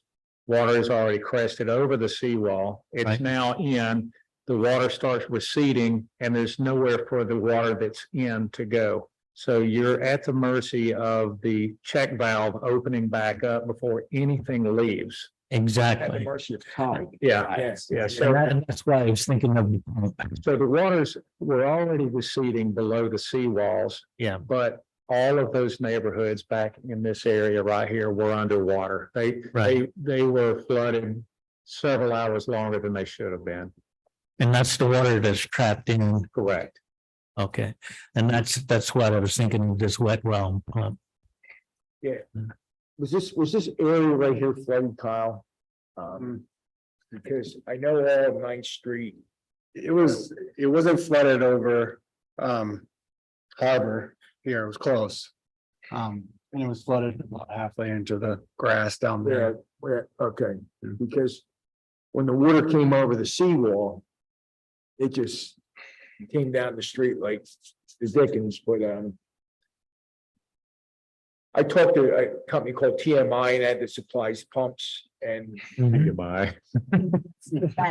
Bad name. I've heard of them, I know, They need to change their account now. yeah, but anyway, they suggested like a 6-inch pump would pump out 1,500 gallons a minute. Right. 8-inch would do about 25, but yeah, but now you're talking with a diesel backup. And I don't know where you would store it for aesthetics. Although we have a pump station for sewer down at 7th Street. Now, we didn't have any use for, remember, we used to have, Lynn would have to bring the pumps in, you know, they call them the honey dippers, the back trucks. Yeah. Okay, we didn't have any of that because that pump station never went down. Which it worked. And that water was 3 feet in the street out here. So it was going right into the sewer system. But a 6-inch pump with a diesel generator, which would require maintenance, is going to cost around $45,000. And that would have a trigger switch, like you said, would go on at a certain interval. Right. And how much help would that give you after the water went down the seawall? It would take it right out. But when it's coming over the seawall, I don't think No, anything. it's not gonna help. Nothing's going to help at Where would that you point. place it Where'd you to pump get it the pump, where would you pump it to that? Well, you'd have to pump it over the seawall, but you could place it in one of the drain vents. You could actually funnel a pipe right into that drain vent, but you'd still have this outer unit that would have to sit up in the flood stage, I guess. Right. As long as the storm surge was pushing the water from the intercoastal up over the seawall. Well, there's nothing to do that. Right. yeah. And that only lasted about It receded quickly. a good hour, but we have water, I mean, the seawall Yeah. level receded, but then, yeah, I we can. have water in the street. The National Guard came down the streets here around 5 o'clock, 4 o'clock. That's the first time they could get a big truck down the street. Hmm. And then FEMA just came out yesterday, Yeah, they hit everyone. went door to door.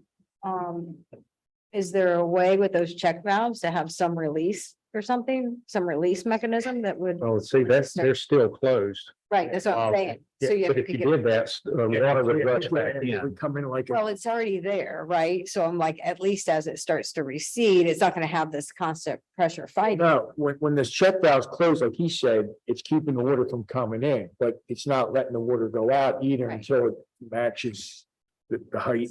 That lets And it- more pressure. And what we're discussing is getting it out while the check valve is Yes. still closed. Yes.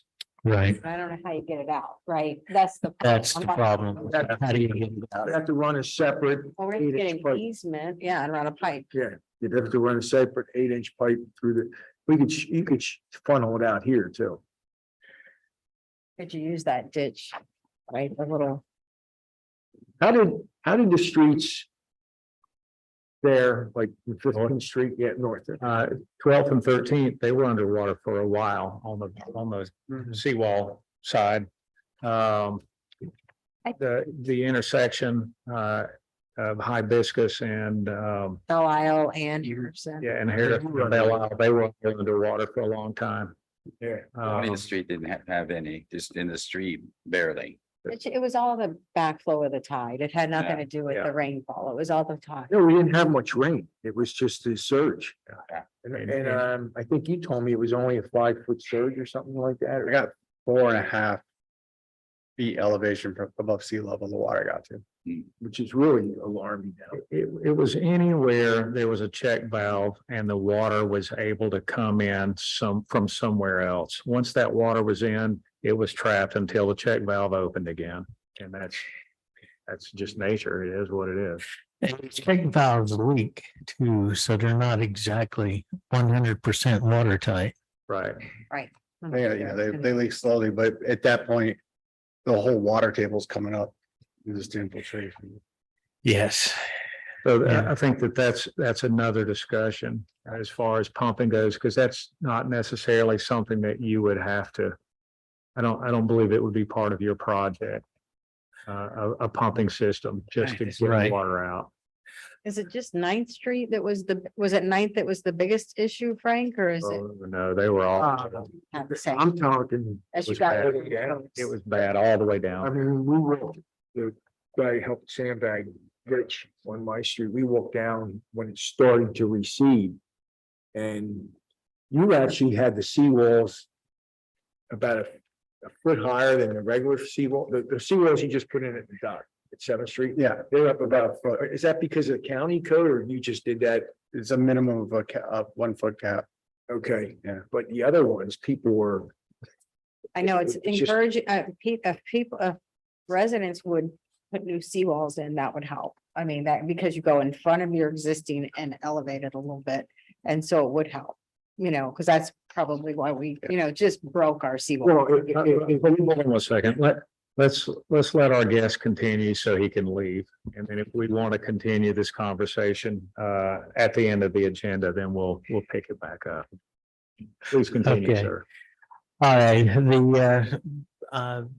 the, like I say, the underground vault and the storage and how to handle that, we talked about that. And some of the other issues, we've got some examples of some of the curb inlets and curbs, particularly the ones that are particularly high. And I have, I'll get that to Kyle as well, is some companies that manufacture these kind of steel curbs that you can insert there. So it kind of, it will help in the height or the problem of having small animals and kids find themselves in it. And particularly some of those that we saw, and there's quite a bit of difference. We, in our info that we'll get to, we took measurements of all of those and in the conditions along with the photos. So you'll be able to see that. So we'll get that document out to you.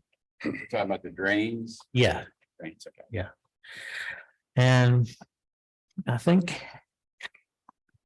as far as that, we updated our costs and I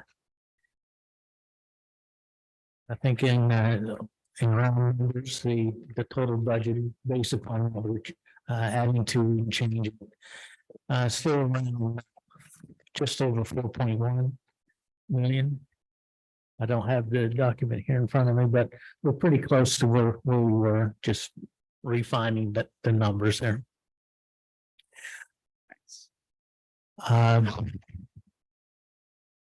Any more questions? Questions, comments? Yes, sir. So I understand this correctly, we're not gonna be replacing any pipes unless the pipes are found faulty through our video and.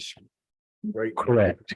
And mostly we're gonna be doing is just repaving these roads. Is that what it comes down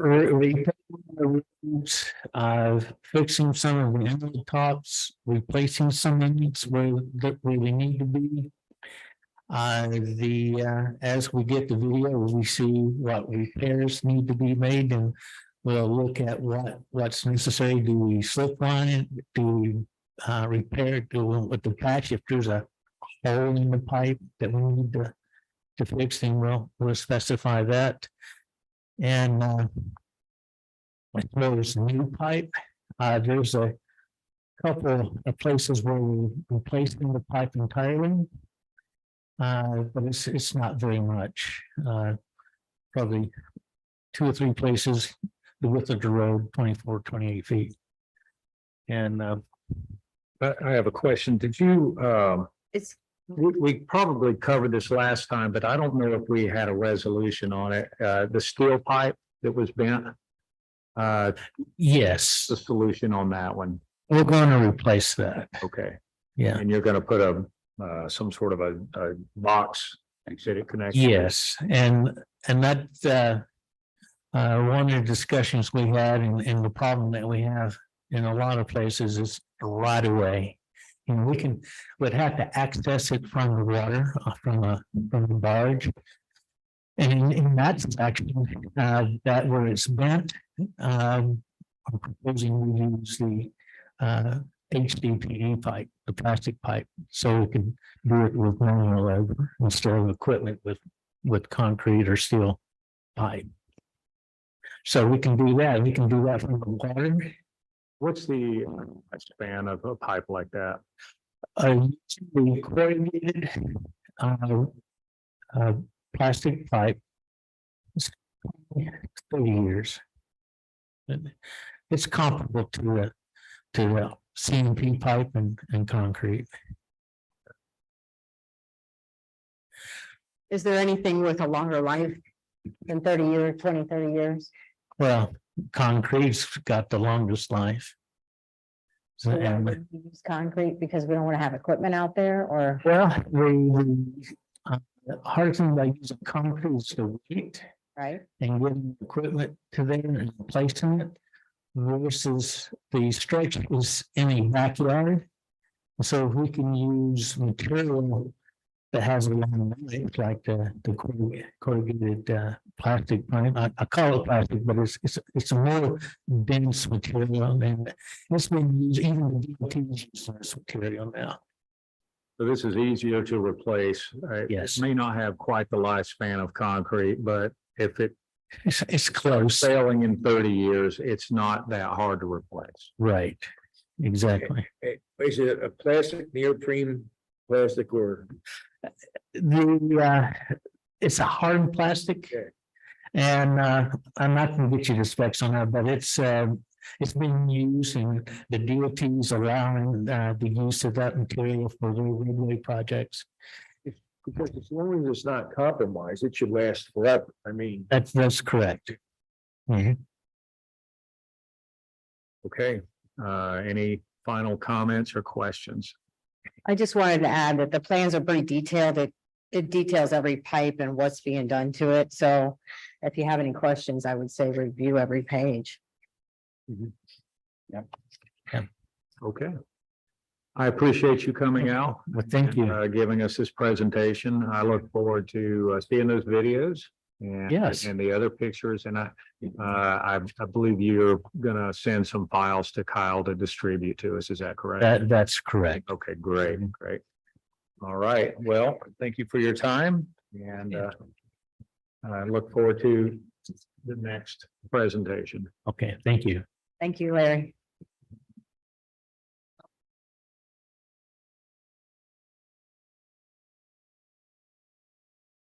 Right, now we are up to item number 4. Discussion of action summary. This is placed on the agenda by City Manager Reaper. Take it away. Thank you, Mayor. So this is just a real quick workup of sort of what we talked about when we were reviewing the strategic plan, and we thought that if we put a quick kind of like news release of what occurred during a meeting, you know, out pretty much the next day to get something out there to the public so that they have the facts of, you know, how things turned out after the meeting. And this is kind of something that we came up with by looking at what some other cities have done. And, you know, it kind of just covers, you know, what it was, you know, if it's an ordinance, what the basic concept of that ordinance, what it accomplished, and then what, you know, if it passed, and you know, what the vote was. I just wanted to run this by you, see if you had any additional information you think would be helpful to include. But this is just kind of a mock-up of what we thought. If I went on the website, would I be able to click on? You know what I'm saying, like ordinance 2305, and it would take me right to that part of the segment, or? Right now, no, we weren't planning on doing that. We have to hyperlink everything. That's what I'm saying. Yeah, so you would have the agenda. So if you wanted to refer, I mean, we could always put a note or link it back to the agenda. As we were trying to come up with something that we could do like the next day in the morning, and then be able to pop it up and send out. And then, you know, obviously, if you wanted more detail on what happened in the meeting, then you'd have to wait for the minutes to come out, which are usually like a week, if that. So you would have the way that we have it now, this would just be another item you could click on. Yeah. Action summary. I like it. Okay. It's Do we call it an action summary or do we call it meeting results or something? I'm I mean, thinking, because I looked at that and I didn't know what it meant. Like I didn't, I think we stole it from another city, Oh, did called you? it action summary, so.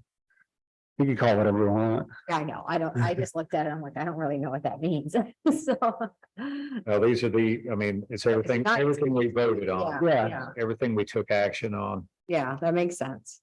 And then what would you do in a meeting like tonight where we're not voting on anything and we're having a general discussion? Are we taking action on anything, or are we just having a discussion? Or would there even be a need to have an action item on this? Doing the work sessions. You would obviously have the meeting before that, the public hearing.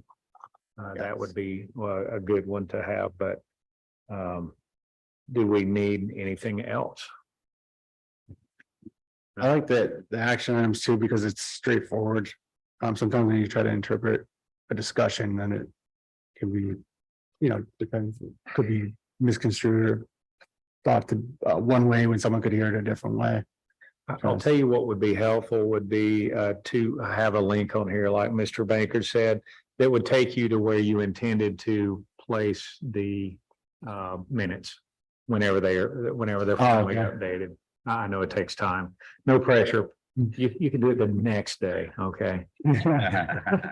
Or 6 a.m. It would be ideal to click on each one. That wouldn't be a lot of work. No. I'm just saying, this is the link to where the minutes will be placed, and. Oh, yeah, see the minutes or whatever. Right. At the bottom, just say minutes now available, click, Or, whatever. or maybe whenever you first post this, you don't have anything, but whenever the minutes are finally added, then you come back and amend a link to the page. Right. It'll take you to the minutes. Just something else that makes it easier for people to find what they're looking for. And probably not a bad idea that whenever this does happen, that it appears on the homepage and not buried in Yes. all of Yeah, our other easily to stuff. find. Mhm. Yep, and our new admin assistant, Jennifer Walsh. She's pretty savvy with some things, and as she gets more in the swing of things, she might be able to add, some of her responsibilities, add little things. Congratulations, you hired someone? Sure, yeah, she started last week on the. I wasn't aware of it either. No, you said there. I know Leslie was. I thought you but she's said here. 2 weeks ago. Do you meet Yeah, her already? well, I asked what the status was, and he said. Yeah. He made an offer, she accepted, she Okay. started, Nice. so. That's good, that's Yeah. great. I didn't actually think somebody would follow through with that, but nice job. We found a good one. All right, any other comments on this particular item? That's good. All right, so next is discussion of proposed switch gears and easement at Crossman Park, City Manager Riefler. Thank you. This is part of phase 2 and the very top end of phase 1. Throughout phase 1, they've been installing the pedestals, which consist of switch gear equipment and transformers and things like that, and transition boxes, connections. And throughout the process, underground consultants of Florida had to request easements from different residents, produce plan and layout, and in that process, we got some easements, and then some things we had to relocate, but it all got worked out over time. So this is kind of like coming up to our property, which is Crossman Park, where Duke is requesting to put 2 switchgear. And if you flip to the next page, it gives you an idea of the dimensions and what it would look like.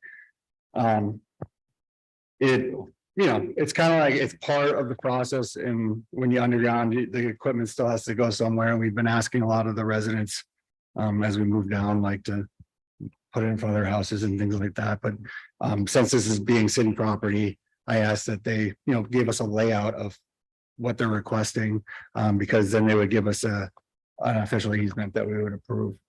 Okay.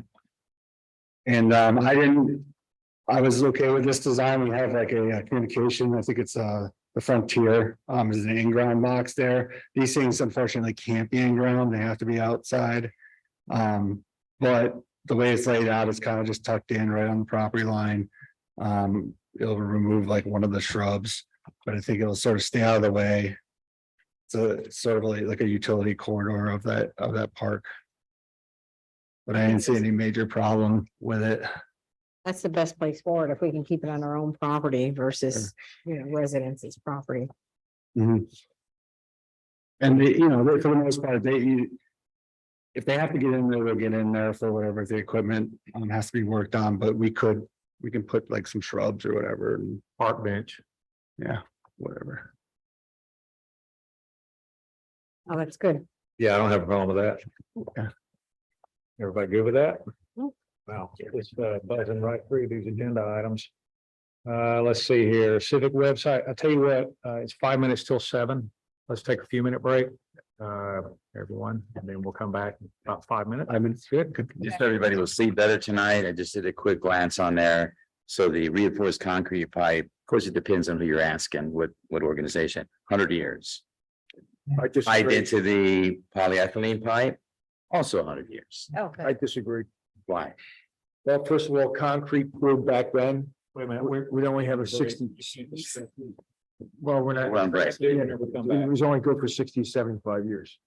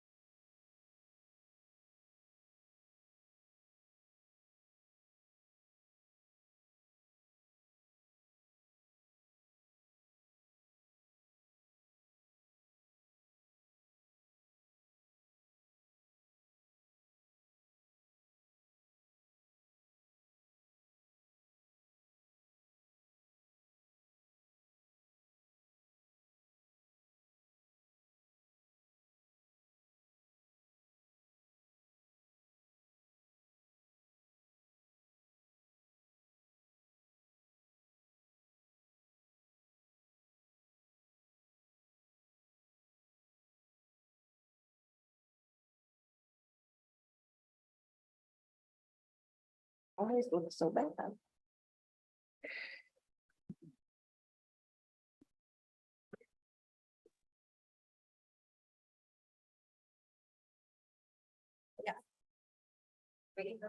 Lloyd, what's your hat? It's red. Yeah. Dave's red. He was in prison, learn how to bake bread. And so have you ever seen baked bread like in Publix? It's sold by Flowers Bakery owns it now. They Yeah. bought it. They're Flowers Foods. They're one of my biggest customers. Do you eat it? I wish do. could. I can only eat gluten free. They don't make gluten free. I found a file in mine, What? a file. Oh, that's good. Thank you. We got it right away. It's in our life. Class, yeah. All right, let's get this show back on the road. All right, we are up to item number 6, discussion of Civic Plus website design and hosting solution proposal. City Manager Reefler, take it away. Hey, thank you. So Civic Plus, I tracked down who worked with Town of Bel Air, because that was sort of a website that we agreed was a well put together website. And I got put in touch with sales, obviously with Civic Plus, and they looked at the Town of Bel Air website with me on like a web meeting, and a bunch of other cities have similar websites. And if you flip a couple, I don't know, maybe 5 pages in, and you start seeing like premium design, ultimate designs. That's their 2 main layouts. Now, Town of Bel Air, as you can kind of recognize, has a similar design where it's got an image, it's got like the main tabs, and it has some different pop-ups depending on how they designed that. The difference between the premium design and the ultimate design is they look the same when you first click on the page, but with the ultimate design, it allows you to add more as a scroll below that main image and, hot buttons. So I'm not sure what we feel the greatest values of like the Town of Bel Air website is, because I feel unless there was something specific that we wanted to have to scroll down that homepage, that we really could design it like on the premium. So it'd be like you just would see this front page, you'd have your tabs down at the bottom. You already have some widgets on the side, whether it's calendar or meetings or whatever. And that would be it. Like you wouldn't have a scrolls. People feel differently about scrolls. Sometimes people go to a page and they're not familiar with websites. They don't even notice scrolls. So then, you have to almost explain to them how to get to it. But the reason I bring that up is because between the premium design and the ultimate design, the pricing that you see on the front page of this packet material, that is the premium design. So the ultimate design, to have that ability to scroll on that homepage, would be roughly about $1,000 more. And what you're looking at is your first investment. That includes the kind of like the design transition from your current web page to their system. And then it's a reoccurring annual fee. So the premium design you're looking at right now, it's priced at about $3,500 an annual service, which includes all the programming and assistance and the web hosting and all that. To put that in perspective, the last time we did a website design with Digital Eel, which is in St. Pete Beach, that cost us $6,200 for the design. But their web hosting, after that, we paid $263 a year. So it's a much lower yearly cost. Well, again, I think we sort of see what we're getting. They set up the design on WordPress, and then from there, it's just kind of, we're changing things out. We try to work with some different ideas with the widgets, which they'll charge us an hourly rate for when they do that. But it just doesn't, I don't feel like we really get the support to keep a well-functioning website as much as we would with using Civic Plus. Okay. Because they have a lot more things just built into their program that you put the websites together with, that just kind of make it all fit together well. But I wanted to present this tonight because this current budget year, we still have money where we could start the process and pay our initial term of price of $4,200. And we'd be good in building into the budget moving forward. And my suggestion would be, we would put together sort of a design team. And I think I would have like a couple staff members and maybe a council member. Just to tag in and be a part of it.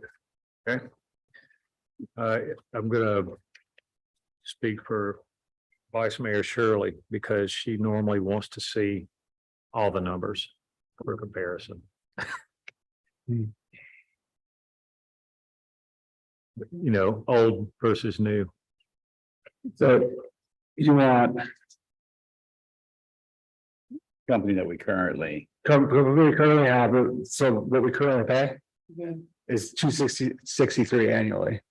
And that was after. Looks like it. I'm just gonna say, but it looks like it. Yeah. Yeah. And that was after. Save the phone calls. $264, yeah. we paid 6,000 initially for that. Way Yes. back when. Okay. Yes. So we paid about 6,000 for that, that design, and we're doing all of the, basically, we're just adding new pages whenever something happens. But we're paying $263 a year For the web hosting, yeah. for the web host. So it's relatively cheap now that we have it, but. Again, we're not talking about. Right, and with this new company, the initial term is 4265.50. And that includes the initial design, is that correct? Yes, that includes and all the migration of all the, because that's a lot of the work is moving all that That's data. true. And building the site. All right, and then annual recurring services. So for 2 years, we get, I'm sorry, for roughly $3,600, we get 2 years. Is that correct? No, that would be Per year. locked in for 2 years. That's per year. Yes. So $3,500. Okay, what does the council think? Yeah, go ahead, Mr. Roberts. When you talk to, you know already the existing company, did you get a feel that this annual recurring service for $3,500, is it equal to or greater than what we're currently receiving from company A that we I have? would say it's greater than, because Civic Plus. They really. When they do upgrades or they put together like the back end of what you use to design the page.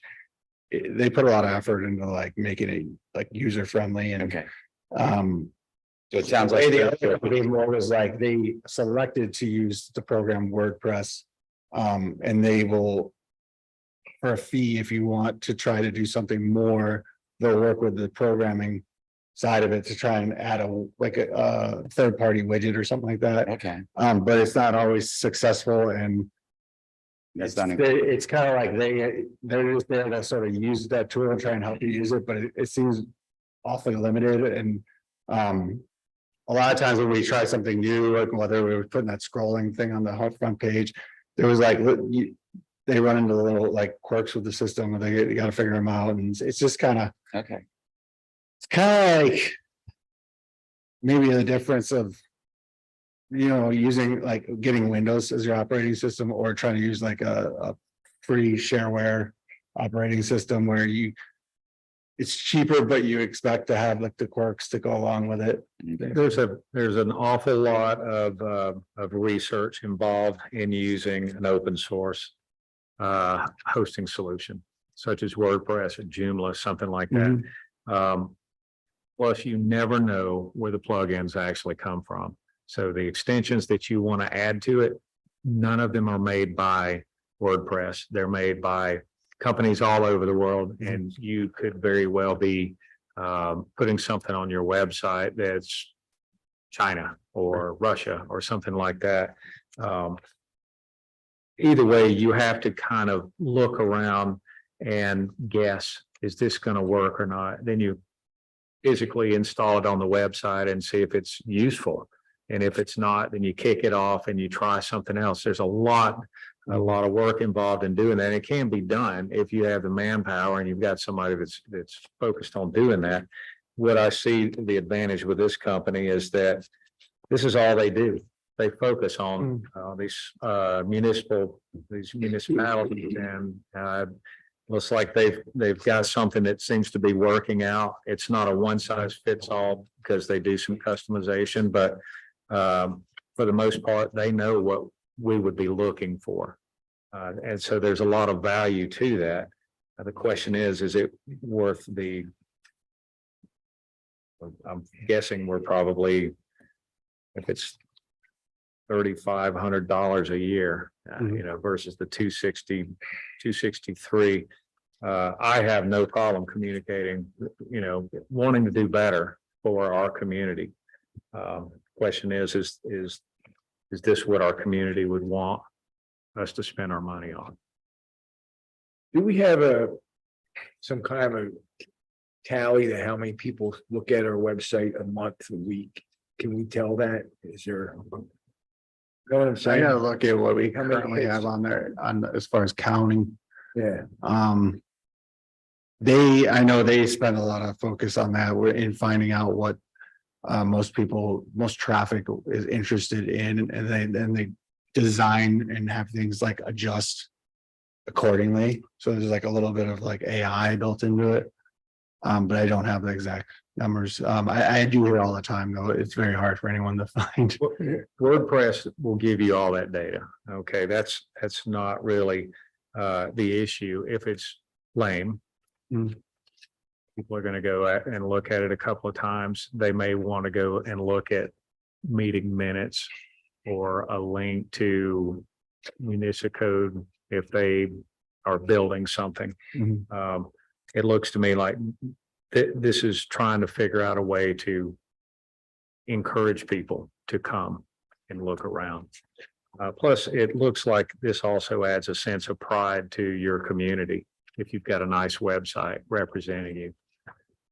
Another thing they told me is a lot of the photos that you find in these example communities, they were taken by people's cell phones. They have like photo competitions, and that's how they get the material. I So see. it's actual pictures. And then is this an actual app or is this just what it looks like whenever you pull it up on the cell phone? It looks relatively the same. I think it's what you see on your cell phone. It's When the I'm looking web version. at the town of Yeah. Blair. Okay. And so, and it's very user friendly. Yep. Their opening page, has keep me informed, emergency alerts, report a concern, just things you can do right on their homepage. Right. It's so easy, and then if you want to get into the weeds and looking at departments, you can do that. But they have a lot of good information right on their homepage and it's real user friendly. And you say it includes training also. Mhm. 150 pages, migration, free virtual training sessions and premium design. For me, I think, ever since I've gotten on council, there's always been this feedback that we're not communicating with residents. And I think our website has a lot of good information on it, but I have to tell you, I struggle finding that information many times. I am in total support of moving forward with this contract. I've been doing web design on some companies I own, and this is a very reasonable initial cost to set up. Doing the web hosting and supporting, I don't think that's unreasonable. If you look at it, it's $300 a month. It's not that bad. I know what I pay GoDaddy for my work I'm having done, or not necessarily, they're not doing the work, but they host the website and there's a fee to that. So whoever is hosting it, there is a cost to it. We're paying $263 annually, and it looks like we're paying $263. It looks like we're getting nothing for that service. They're basically just keeping the website alive. Yes. That's it. Which is why I think we have so many complications finding things on the site. Even when you do a search for a word, it doesn't generate what you're looking for. One thing we find too is things work, like our calendar worked one way and then they do an upgrade and it completely changes how that calendar widget works. They can't really explain what changed and Right. can we go back to the old one? We can't. Yeah. And that's kind of like why, And staff has she to has to figure it have out. meetings running, showing like 6 hours. Because otherwise it'll fall off, because people remember had a problem with meetings falling Yes. off before, Yeah. once they started. I mean, just little things that you're like, you That are can't big find a things. fix for that. Yeah, I mean, I think this is just it's a cost of doing business and it's expectation that we communicate with our residents, and this is the best way to communicate with our residents. We agree. Okay, so.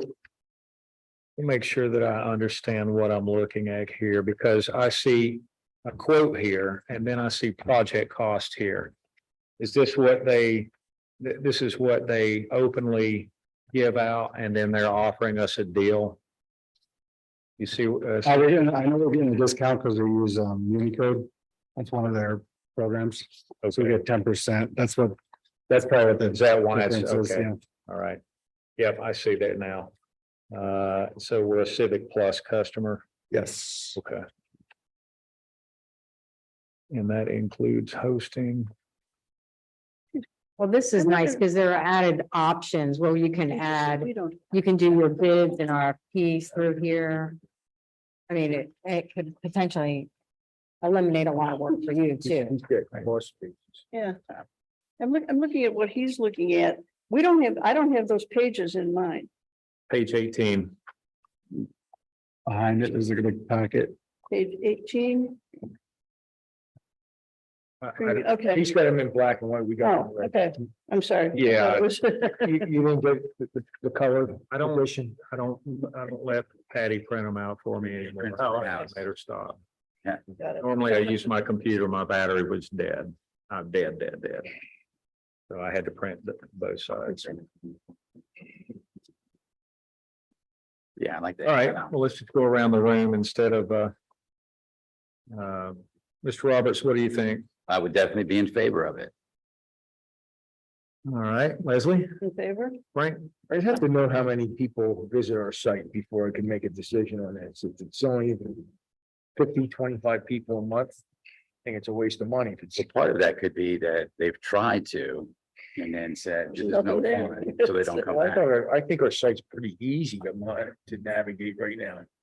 What are you looking for on our site? Well, it depends on is it easy to get from A to B, or is it easy to find the information you're looking for? That's what I'm saying. Yeah. I I've don't have had a problem to, with our site right now. I've eventually found what I was looking for. It just took a while sometimes. Well, I think this will do too. I mean, until you understand it, is what I'm saying. I'm hoping it would be better. Sounds like when I'm listening to Kyle talk, that he feels like we'll be able to find information. Feel like the Easier. site and its design and what they build it to do is going to, in a way, find out what people care about and then make that easy for them to find. Well, as I'm The saying. hope would be that more people rely on our Well, website. that's what I'm saying. If there's a couple hundred people a month looking at our site, then it's well worth it. Yeah, It's only That's a 10. valid question. Like when we did enhanced video, I asked how many people, it was like 4, visit our site. On an average, so we spent $1,000 a person. And I don't think, how we're gonna get our money's worth. I bet that you'll be surprised at how many hits our website gets. Good. Now, Yeah. I can't say, I hope you're right. I can't say, no, I mean now. I'm hoping you're right. Is what I'm saying. Oh, there it goes. Finally came out. What I can't tell you but the WordPress, if it's working properly, will There's give gotta you be some all the statistical data statistics on on the all site. the pages, I'll look what's for it. important. Agreed. That's a good question. Do we have a time frame on making a commitment? Obviously, the next meeting, right? I was just trying to get this paid out of this year. What's that? I was gonna get paid out of this year's budget because we had the room, but September. I see. it's not anything that actually, price point wise that needs like a special approval. But I just wanted. Well, I'll tell you what I would be willing to do is comparing. We would be committing to the first year, and then there'd be annual recurring services. To get this price, are we committing to 3 years? Or are we committing to 1 year and then eventually we'll come up for renewal? If we're committing to 2 years. It says annual reoccurring services for 2 year, and then it says 2 years in parentheses, so I take that as they want a 2-year commitment. Well, that would be 3 years because the first year is included on the initial term. I think it's the initial term and then annual recurring service year 2. We don't have a number yet for year 3. It's 2 years. So I think 3-year 2. commitment. If that's what, I mean, we haven't seen the contract. Automatic 1-year renewal term unless 60 days notice provided prior to renewal date. And so that's at the end. Yeah, I think they're just showing us on this estimate that the annual recurring services, which would begin in year 2, is 3,500. Right. I would just like to know if there's an out after the first year. Because I would like to see the thing in action and get started. With that comment, what happens if we want to get out? Do we still keep that page? You know, who owns the No, website? they would own this. This is all so- proprietary. Everything they've got is, we're renting this All service. right, Okay. thank you. I didn't know that. Yeah, and so what you would do is you would have to go back to what you had before. And I'm sure you can get a backup as you're terminating our services with the company we're with now. Yeah, I think that I'll find out about that. I think they have a responsibility to at least provide us with our content. I suspect that once we move forward and we see what all we can do with this, that we'll probably want to keep it, but it is a hard pill to swallow. It's a lot of money compared to what we've been doing, but everybody's complained, not enough information. We've all committed to communicating better with the community, and I'm okay with this. Vice Mayor Shirley. Yeah, I'm in favor of moving forward. So, yeah, I'll get the information. I'll send it out. Okay, I was like, kind of like, okay, here's what we were looking for. all right. And then, so as from what I'm gathering, everybody's pretty much in favor, but we'll get the information. I think we'll win Frank over once he sees the numbers. I'm not against it. I'm just saying, is it well worth it? Yeah, well, if you've got, no offense to anybody involved with our current website, but if you've got a Chevette and then you've got a Cadillac, you know, it's not a fair comparison. Everyone's going to gravitate towards the Cadillac, and that's what I'm hoping is going to happen. Everybody's going to want to actually use our website because I think it's going to bring a sense of pride to our community to have a nice showing online instead of what we currently have, which is kind of a novice approach.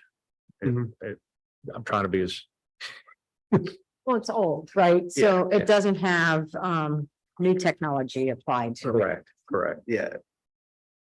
Okay, well, I think the general consensus is, yeah, move forward. Okay. But we would like to see, once you have all the details, please email it to us. Okay, we'll do. Okay, item 6, discussion of the sandbag filling attachment for tractor. Mr. Reefler. Okay, thank you. So this came up after the last event, and we were kind of thinking about it, Hurricane Ian as well. But it was another let's see, Monday during when the event before Dahlia came. It was an 11-hour day of sandbagging for the staff, and that was them and some volunteers from the community that were helping out. But over that time, they did a little over 2,000 sandbags. And this, you know, kind of after that, the work is tough because it's just a whole day's worth of not only being out in the heat, but you know, doing the shoveling and all the sand and we just we couldn't have done as many bags without volunteers in the community, but at the same time, it really does wear our public works staff out when they're doing that many sandbags over period of time. So this is an idea of, yeah, the job's still gonna be hot and sweaty and, you know, people are gonna be agitated just from the events happening, but we felt that this sandbag attachment in using the machine that we already have, and it can do 20 bags at a time, is a good way to save the employees' backs, let's say, you know, to continue storm preparation the next day, because it's not so much the first day, but it's that next day when they have to come back in early to keep going or whatever. We had the lockdown and everything with the way the storm was moving so fast, but you can just see it them hobbling around, like, you know what I mean? So this invention is actually like a sole source patented invention that City of Oldsmar purchased. It was about 5 or 6 years ago, and they're extremely happy with what they have, and they're looking to purchase another one. And they did a demo for our community services administrator last week. And as you can see, like in an 8-hour period using this SM20, which is, you know, it's a skid steer attachment. That's the attachment we have on our tractor. Their average is 4,800 bags over an 8-hour period. So the idea would be just to enhance how fast we can make these sandbags when we have an event come. And also, you know, less wear and tear on everybody involved. And I also feel like we could still have piles of sand, we could still have other options to fill the bags if people want to fill their own. But at the same time, we can have a whole nother 20-yard pile of sand maybe down at the end of this cul-de-sac, where you're working with a tractor and you're dropping 20 bags at a time, coordinating, you know, people loading their cars and they tie them to go. And I think you know, for the price point of this, as you can see, it's with the bags, you're getting 4,000 sandbags, you get about $1,200. Or sorry, $12,000. But just wanted it to be considered, maybe hear your input, because we do have some funds available in Public Works operating budget that would be, this would be capital equipment, but it would be within our budget to make a budget amendment and get sandbag loading In this year's budget. attachment in this year's budget, yeah. To be used, This fits on our existing tractor or whatever you want to call it. yes. It's an attachment. So I have a question. We had a limit of sandbags, and did they actually stop any water? I think they In did. the if we did it. cases where they were placed around, were they actually keeping liquid from going? I'm not discounting sandbag. No, What I'm discounting is the amount of sandbags that we distribute, and was it actually enough? No, not 20. Yeah. It should have been like 40. Well, I think part of the problem is education about how you properly stack a sandbag to stop water. And that's what I saw, was people were just slopping sandbags around, and I didn't think that they were doing anything. They weren't.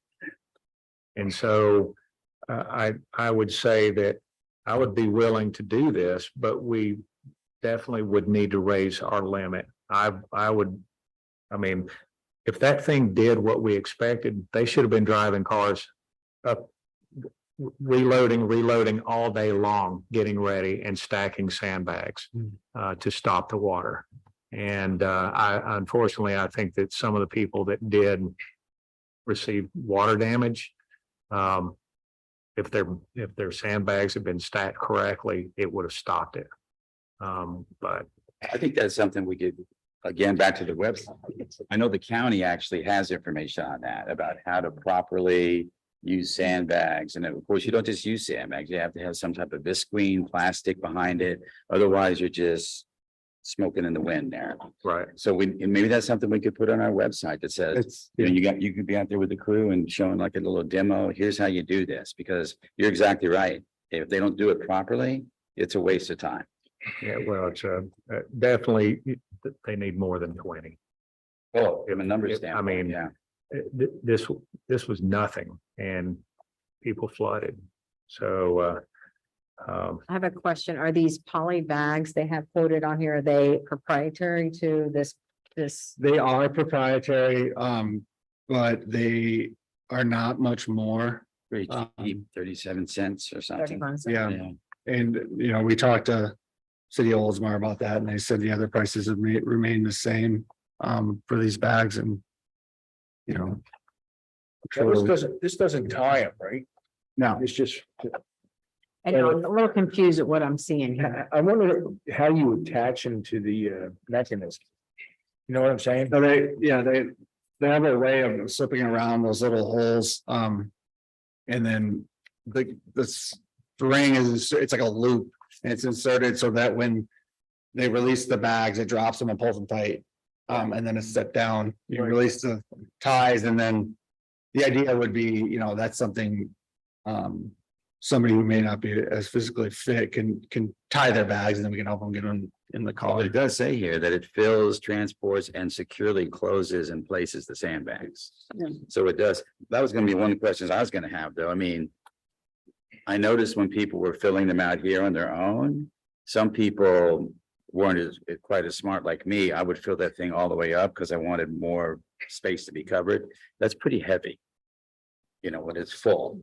Other people were filling them like halfway. Well, that's, I'm looking at this. But how effective, that's what I wonder when Aaron went over there, did he actually see the bag? How much did each bag It should be about 2/3 filled, fill? Yeah, but how much did those bad boys weigh? That looks about pretty, 40 pounds. this looks pretty heavy. These bags. And that bag that weighs about 7. I was gonna say, exactly. That's a pipeline bag, and if you see, Yeah, the guys in there, they're using it for, well, there's a pipeline, okay? So you're filling up higher than what you would, that's for support. and those guys are bigger than me. Yeah, but what I'm saying, that's for support, that's not for stopping. They're work. younger than you. here it is. I don't know if everybody can see that. Yeah. Yeah. Okay, there we go. I mean, if we're gonna Oh, I continue to see. fill bags, I think this is the right thing to do. Do you want to hear, Mr. Mayor, what one resident suggested? Sure. Bring in prisoners. Oh. Yeah. And I'm sure they'll go home with you. That's the last thing we want here.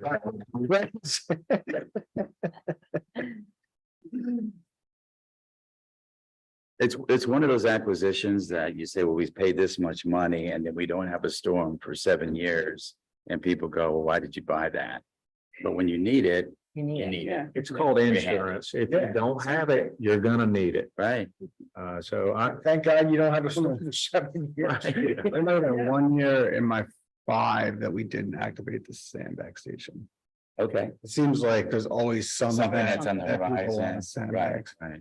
It's like paying your flood insurance, you're If screaming down not, the you agent, have a fire. tell you, I haven't talked to you till next year. What do you think, Vice Mayor Shirley? I think we should move forward with the purchase. Okay, Just make sure that we have plenty of inventory of the bags, because you know, when you need them, it's gonna be tight. You know, it's gonna be tough to get them. I don't think 4,000 is enough. No, We can up that. I think you need to, I can get 6,000 for the same shipping. But I could even go as high as 12. I would like some sort of how many per home? What are you gonna, how many homes are you gonna protect with this and how many bags do they get? Because I would like to see. I would like anyone to have the option of having at least 40 bags. Yeah, and that makes sense. I think that we still should phase them. We're probably. You know, because you don't want everybody coming up and getting all the sand right away, but like maybe you give them 20 and then they come back around, and they get the other 20, Exactly. you know. Because I think in every one of these situations, just depending how bad, you know, that storm is, it's kind of like we're gonna be putting sandbags until we can't do it anymore. We gotta start packing up. Right. And I think I said this before, and again, if you look on the county website, they would tell you do not put sandbags in front of your garage doors. it's a waste of time and it's not important. You're trying to prevent water from getting in your house. Mhm. So forget about your garage doors because that takes a lot of bags. Mhm. Put your sandbags on your access Right. door. Right. Whatever that door is, it's inside your garage, go in your kitchen. That's this wide. You put 4 or 5 bags there, stack them as high as you want to. Yeah. But I've seen many homes around here that have many of their bags are in front of the garage. Makes no sense. Me. I kept the water out. Yeah, see, if it comes into your garage, you only have a drywall barrier between inside and in your garage and inside. So I would sandbag my garage too. Well, you should have a minimum of like a 4 or 5 inch step in, right? Yeah, but we're thinking that Most of these are only 3 inches, 2 to 3 inches. mine is about like that. Yeah. Yeah. But it's still the garage door, on the sides, it's gonna get in typically. It's more difficult and It's like quote, my garage is. the built experts for say, water to flow don't through. do that. Don't waste your time. That's my front door. Right. It's got a tarp and a vapor barrier under it. That's the way you should do it. Yeah, Okay, and I still got water started to come in. right. Okay, Nothing's gonna be perfect unless the guy's seen on the commercial that uses that Unless you black tape elevate your stuff. house. All right. Are we all in agreement to purchase this device? I am. Yes. And extra bags. extra bags. Everybody good with that? Yep. All right. Last item, discussion on marina wait list policy. Take it away, Mike Zabel. So this is this last revision that he provided us with, and it addressed like some of the. I think at one point he had that it was still like the longest boat one, but then he made an adjustment here where you start at you at the bottom of the list. And then as you move up, if you're offered and you deny, you go back down to the bottom. So you select what size, what we call them, category of slip or size of slip group wait list you want to be on, and then you're committed to that one. So then at that point, you're on there by the date you got on versus you're not getting jumped by the guy who's got the longer boat in that group. And I don't know if there was anything else that we saw jump out when I went back through it.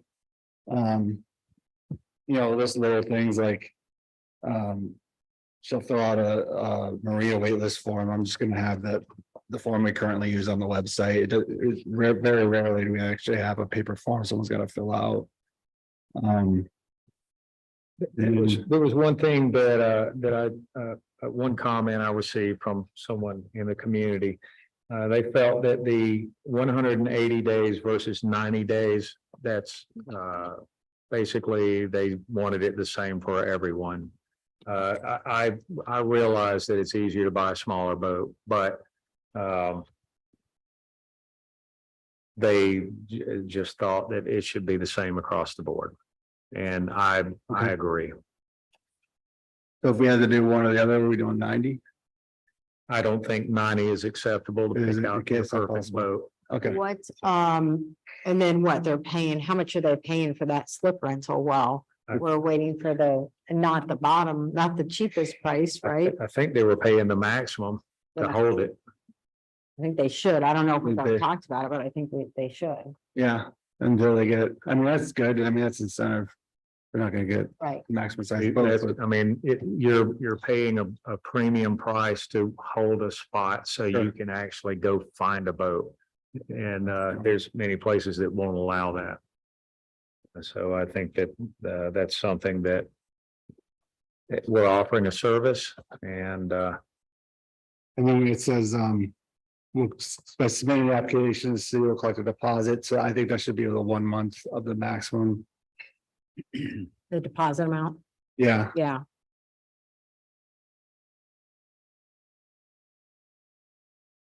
and then, Says once the applicant is notified of the open slip and accepts the rent will begin from the slip prorated for that month.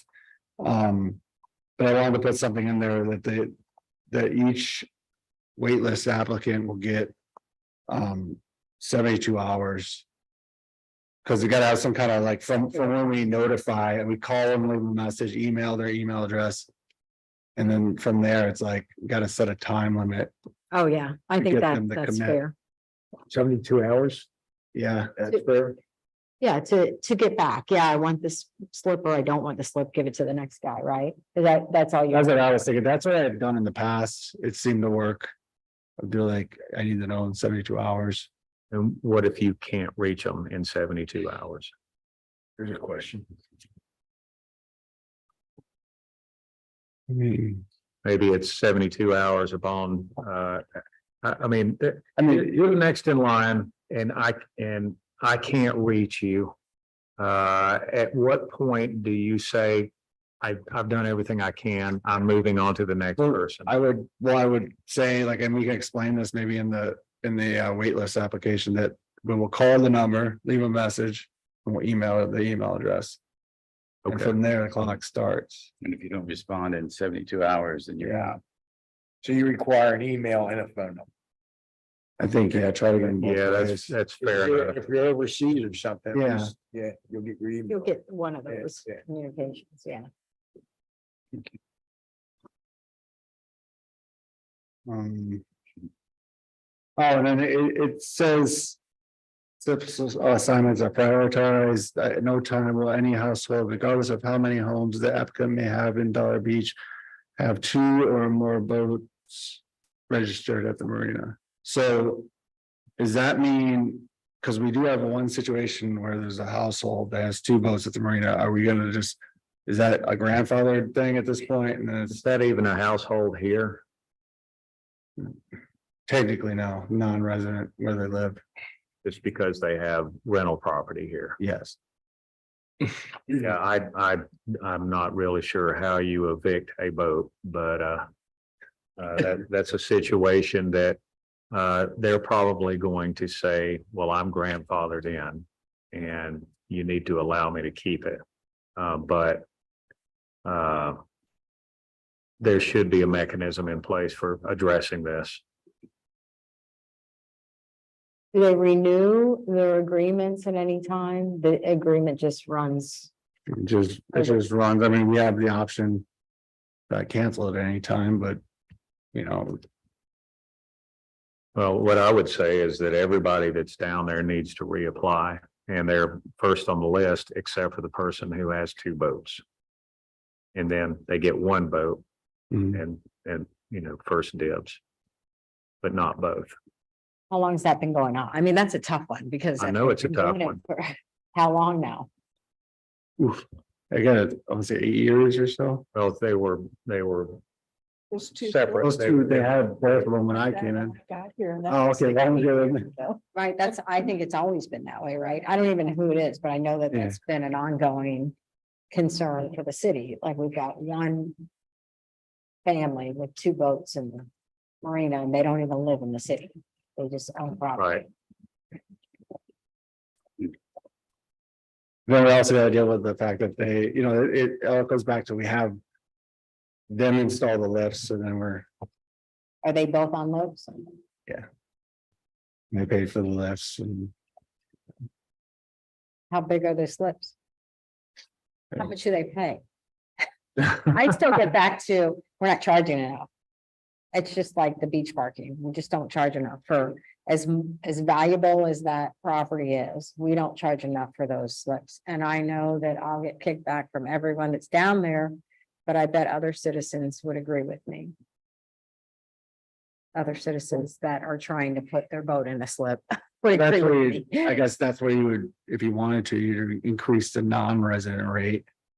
We've done No, this, but I just, You know, more, because, you know, that way you're not We only have a hurting few, the residents, but. like a handful of non-residents. yeah. I mean, I think that, I know how hard it is to get your boat in a marina and a slip and a high and dry, even on a trailer in storage somewhere. It's impossible. And, yet we've got residents running slips for next to nothing. I mean, I don't, but I've been down that road before and no one agreed with me, so. Where we have what, thirties? How many slips total? 18. 18. We'll get 18 hay bales. Actually, it was just one resident. You might get 60, you might get 60. It was really just one that came down. To say that. I don't know. That's a tough one, but it's an ongoing issue. Well, we need to make a decision on it, because this sets the standard. Was to keep somebody else from wanting a second vote. You can't. I think Yeah, Mike but- did a real good job on this. What's that? I think Mike did a real good job in this whole thing. He did. Yeah. I think if we Complication. do allow the grandfather card. Then, we would not allow any future. Households to have more than one vote. But if you're already in there and you paid for the lifts. That seems kind of hard to. My original idea, whenever I took a stab at this, was to give them a time frame to find another place A set for time one of the boats. Mm. And so, it's not that hard to find slips. They're all over the place. They're still available. You can go to Clearwater Marina and find a slip right now. But it's not Bel Air Beach. And And would it cost more money typically? I'm sure it would. Can't have a lift, you'd be, which I don't know which Clearwater Marina, you're talking city municipal on this side or that side? The other side. Can't have a lift. Your So boat it has to sits sit in the water? Mhm. Okay.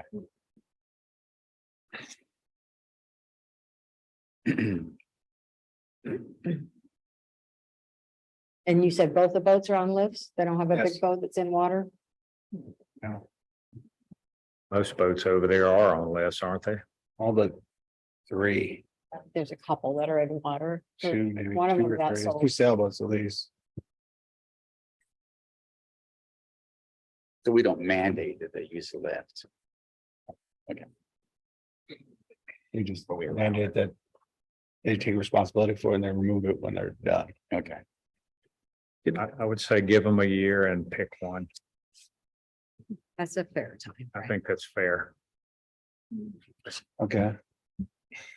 Well, I was talking to Lynn about this. When somebody leaves that marina, do they take the lift out? Or?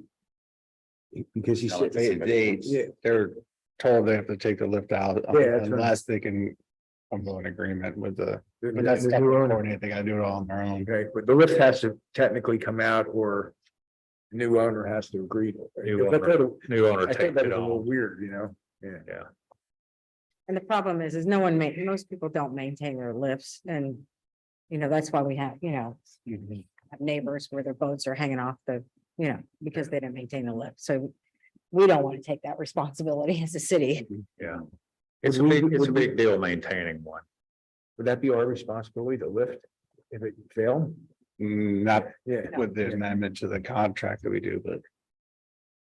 We do it. That's what- Yeah, I think that's fair, Dave. A 1 year notice and just, with an explanation of we have such a long waiting list and we're limiting the, one boat per household. So maybe I could clean up this. And then we could, I want to lay out, 'cause this didn't include the different categories like we had before, but kind of lay out the fee structure of the categories and then. Can we pass this policy by resolution and somehow include the new? Because they're trying to. Wean them down to one boat per family within a year.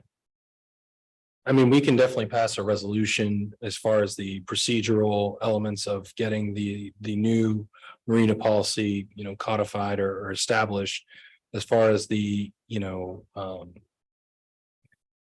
the phasing any single slip owner down from 2 to 1, I'd want to look at that a little bit more than I have the option of doing at this moment, especially given some of the history of that. I just want to make sure that I'm guiding you right, and I don't feel comfortable doing that on the fly in this moment.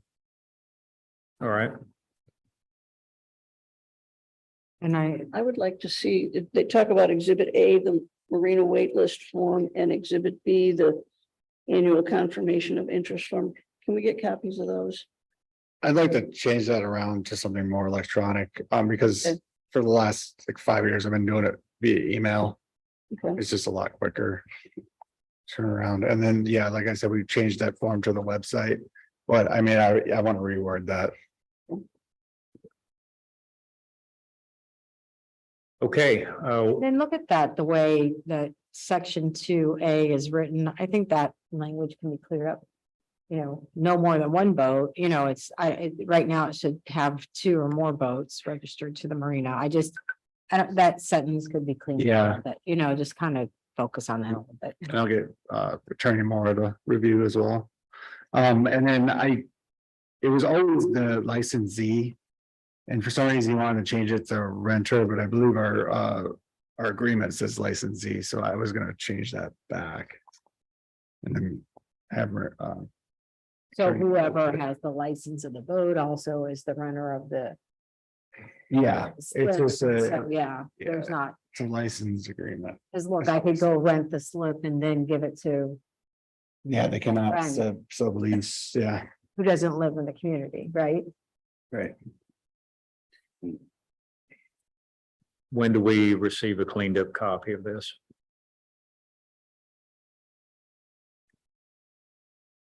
Not that Randy has Maybe, anything to do. Yeah. Either do you. Yeah, And I want to kind of like. I think a safe date would, I would say, the November meeting, because I'd like to go over the actual agreement too. Yeah, I'd like to see all of it, see it all together, and then also pricing and just kind of, again, a recap of where we're at versus. I mean, just where we're at Mhm. is what we're charging currently. Sure. And what the new price structure is gonna look like, so we can all agree that that's acceptable. We've been talking about this for years now, and if we have to wait another month or 2 to get it wrapped up, so be it. I'm just glad to see there's some progress being made on this. Any other questions or comments about this topic? No, General business. Do we have any general business? We have, because of members Zabel resigning, we have to do. New signature cards for our accounts. But in discussion with Vice Mayor. I think instead of getting everybody's signature, I don't think we really need to get every council member's signature. Maybe get like the mayor, council member Notaro, and maybe council member Roberts, because. Based on, or council member Banker, based on who's local that can. Be in the area most likely to sign. Checks, Okay. Yeah. so. I think theoretically, we're all local. yeah, but my suggestion was, I like to sign checks, and I don't really need any additional liability, so. I'm only you 2 often- blocks away. You often sign, Leslie's here often, Okay. so I suggested those 2, and I'm like, just randomly pick some other council member, at least have 3, so if you can't get a hold of someone, but there's no need to. Get signature cards every time there's a change in. I council understand. members. Yeah, Okay, just get us the form. Whatever works. Okay, Have we had any applicants yet? For the council seat. Council seat? No, No. I did notice coming in today that the notice on the board out there is in bigger print than it was. that's called desperation. You know, we may have to turn up the volume. I saw there was a cutoff date, like the 25th or something. Right, Maybe we need to adjust that. that's good. I mean. Is that by rule? Yeah. Trying to get it for Sometimes the next deadlines council. result in submissions that Oh, for the procrastinating. Yeah, they may be waiting to see who else applies, you know. Hmm. We'll wait till the bitter end and see what happens. But per the charter, that person gets appointed and then that position gets elected the next, so in March, that position gets elected.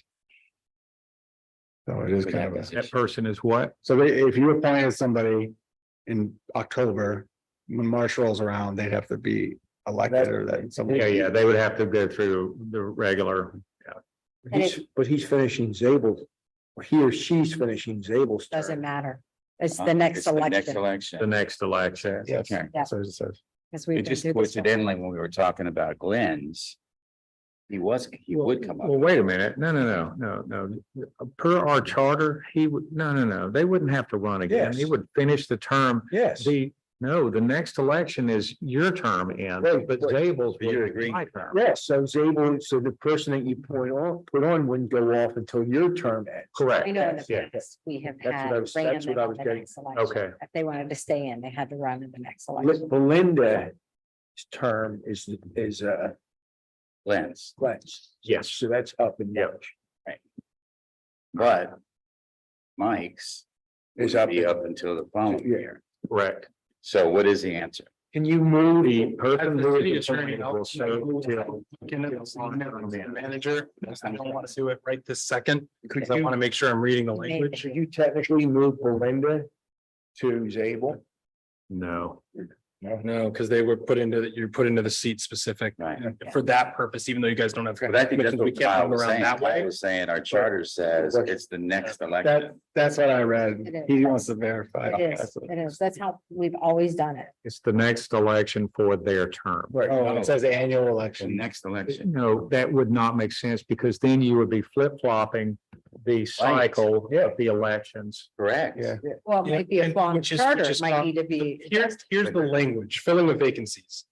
A vacancy on the council this is section 2.06 sub C. A vacancy on the council shall be filled by a majority vote of the remaining members of the council, which we're all in agreement is what's happening. Any person appointed by council to fill a vacancy shall hold office until the next annual election in the city. Wow. But I get what you're. Theoretically, you could make it to where everybody's, I mean, if enough people resigned, all of a sudden, all Everybody 7 did or the same 5 deal. council members would run. Yeah, every year. You have one election every 3 years, and that would be the end of that. No, I don't think it would work that way. I think that they would run. But then they would serve the remainder of that term still. So you're still on the cycle. That's not what you read, though. Yeah, well, It said the next election. Correct. Okay. And our terms are right now 3 years. So the way that I'm reading that, and again, this will require some follow-up. So just in case there's any, well, you said this, I'm doing it on the fly. The way that I would interpret that as I read this is, let's say I had this happen to me in another community, so I'll use another community. Somebody's elected in March for a 3-year term. Right? And then in May, they realize all the stuff they wanted to do, they can't do. They say, you know what? I'm not sitting around for 3 years to do that. And so the council says, fine, we'll appoint somebody. And then you get to March, that happens in March 2024. When March 2025 comes around, that position that was filled in May of the year before 8 months. is up for election, and they serve the remaining 2 years of that term. It doesn't start a new 3-year cycle. It's just an election to fill the remaining tenure of that term. of that Okay, seat. so okay, and so in this case, if we appoint somebody to replace Mike Zabel, then an election would happen, but it would not be that person who was going, an election that is going to happen between that term. And in other words, It's an election for the balance of the term. an election is it's not going to impact the appointee. No, it sounds like the appointee. Can actually run that. The appointee has the opportunity to run. Yeah. Let's say you appointed somebody tomorrow to Zabel's position. The way that I'm reading this, that person would serve from September 19th tomorrow to March 19th, 2023. Okay. They have the option to run for that position in the March election and qualify in December.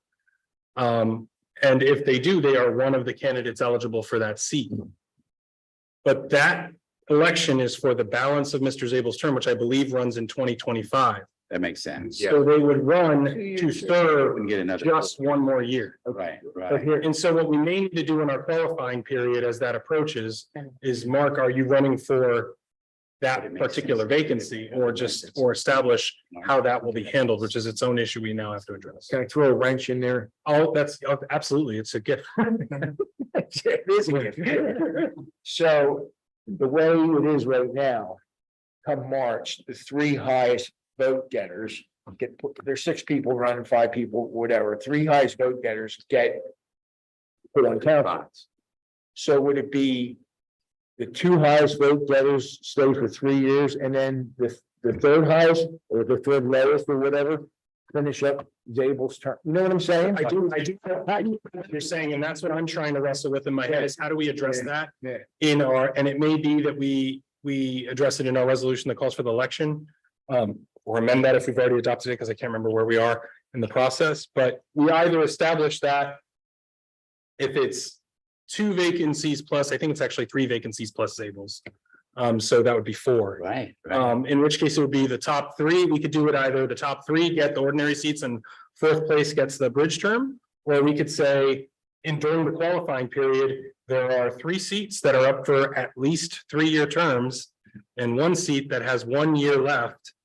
Which one would you like to run for? Yeah, but I mean, how about the voter trying to figure that one out? Can I just say, before this conversation goes much further, that it's probably best that you research it. Patty, Agreed. talk to Patty about history. Yep. And it might be a charter amendment that needs to be looked at because that's not how it's been handled in the past. And we can have that discussion. We can talk about all, and that's why I come with all the caveats of this is a discussion on the fly. Later, yeah. And I will also say that with the caveat of just because we did it one way doesn't mean that's how you're always supposed to do it. So I reserve the right to make my own independent conclusions, talking with Patty and the manager, and we will address that. That sounds good. Move to adjourn. Not yet. I wanted to let you guys know that, I don't know if you received the Alert Pinellas thing today. I looked at it and, the county said that they are making repairs, starting in Sunset Beach, Treasure Island. But then I got a report that they are just dumping sand on existing dunes. So I don't know what the heck they're doing yet, but stay tuned. I'm going to get to the bottom of it and I'll let you know. Also, the county decided to go ahead. I suspect this is what they're doing. I've been invited to some sort of a press release gathering at the Ray Stadium tomorrow at 10:30. I suspect the county is going to say, we're doing it. We're going to do this grand new baseball. No, not beach nourishment, the Ray Stadium. Right. Oh, I've already heard that. they- Yeah, well, I know that we all knew that they would, but And what they do?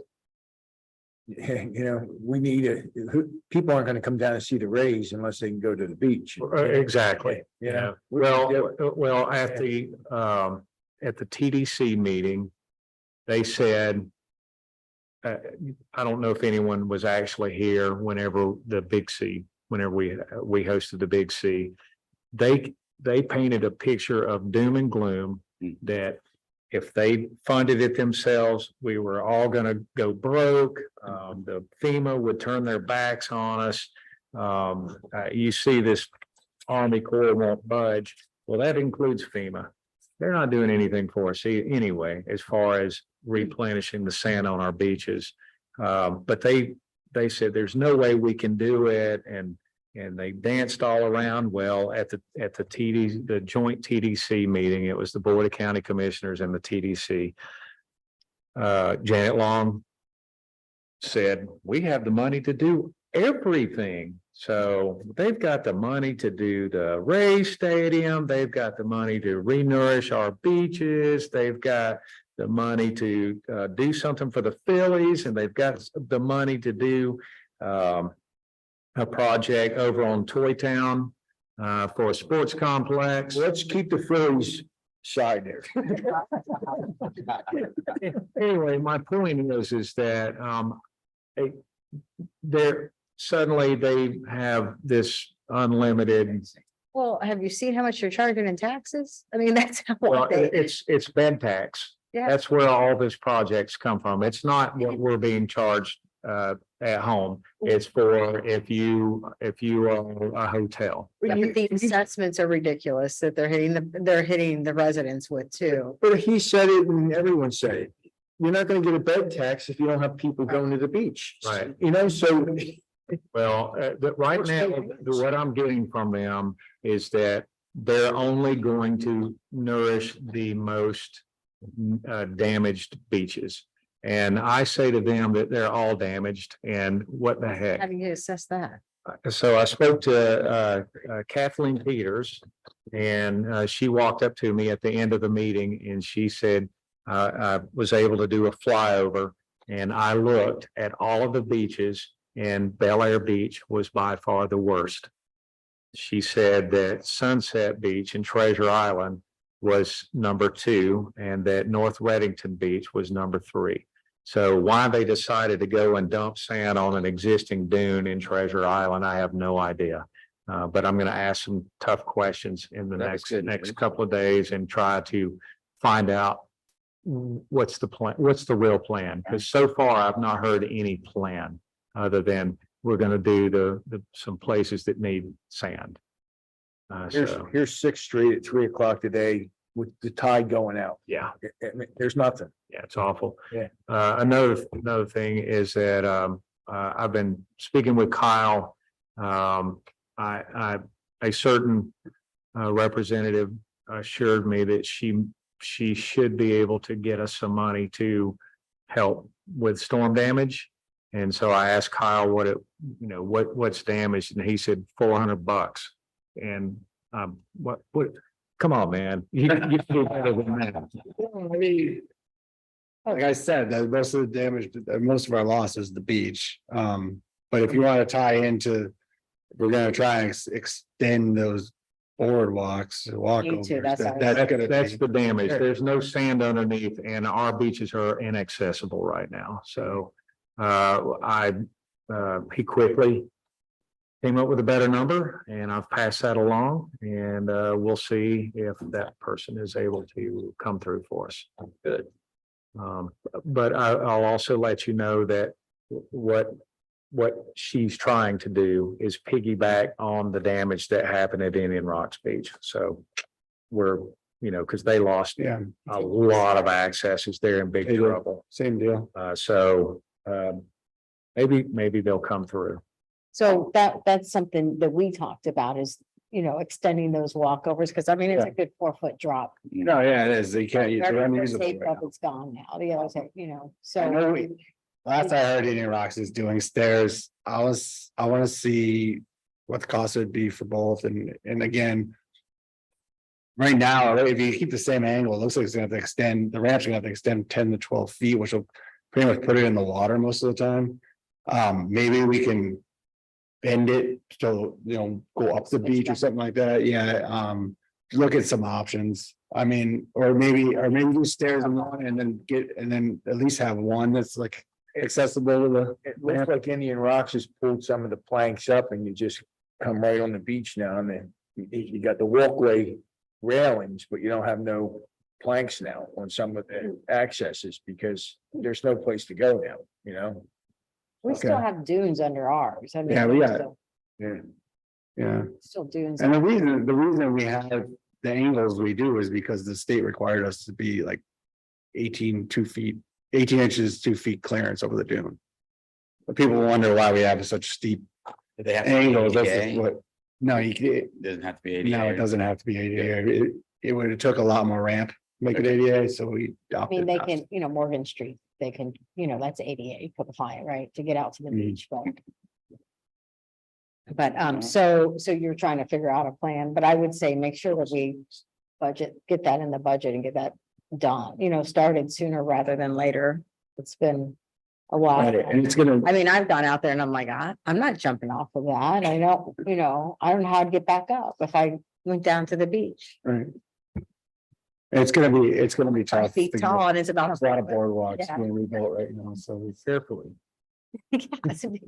That'd be- That'll require permitting too, won't it? you gotta get the state permitting for the beach, yeah. And that's another thing, how far out are they gonna let us put stuff? I see. All right, any other general business? I know when we hired Kyle, it was for a 2-year freeze, but I think you've been exceptional to this city. You put a lot of dedication in. And I think he deserves a raise like every other employee this year, especially with Bidenomics facing his family. I think this council should really take consideration in giving him at least the same raise every other employee. I'm sure other people are even looking at him, other cities right now. I would hate to lose him. But I think this council should give him a 5% raise. I think he's well deserved it.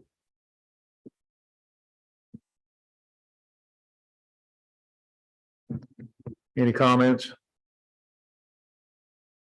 How does your situation work from your position? Is it based on when you started a new position, 12 months from that period? Yes, contract started, I think it was November 21st. Okay. Wow. It does. You can. We normally do reviews in February and So I was planning on sending out the review paperwork next month. So give like a month and a half before. But annual term. Since we're on the subject, I brought this up with Attorney Mora. I currently have 44 hours of vacation leave on the books for myself. In November, I get another 15 days on top of that. Technically, my contract says I can only carry over 30 days. Right now, it would be a struggle to use Right. to get it down and use it. It says technically I'm violating it right now because I have 44 days and I think it says a max. I can actually have it 1 times 40. But I don't know if there's any option you would like to extend that I could do something, because I don't, even if I was to take a day a week, for weeks and weeks, it would take me a while to would get you want down. would you want them to continue to accumulate or would you want to get paid out on them? I would take a payout deal because I mean, it's just hard to take that kind of vacation, you know. So when you say, But it's important that you take time off too. So I'm just gonna say that, but I know. I don't know what that looks like. I don't know what the rest of now we're wrapping up budget.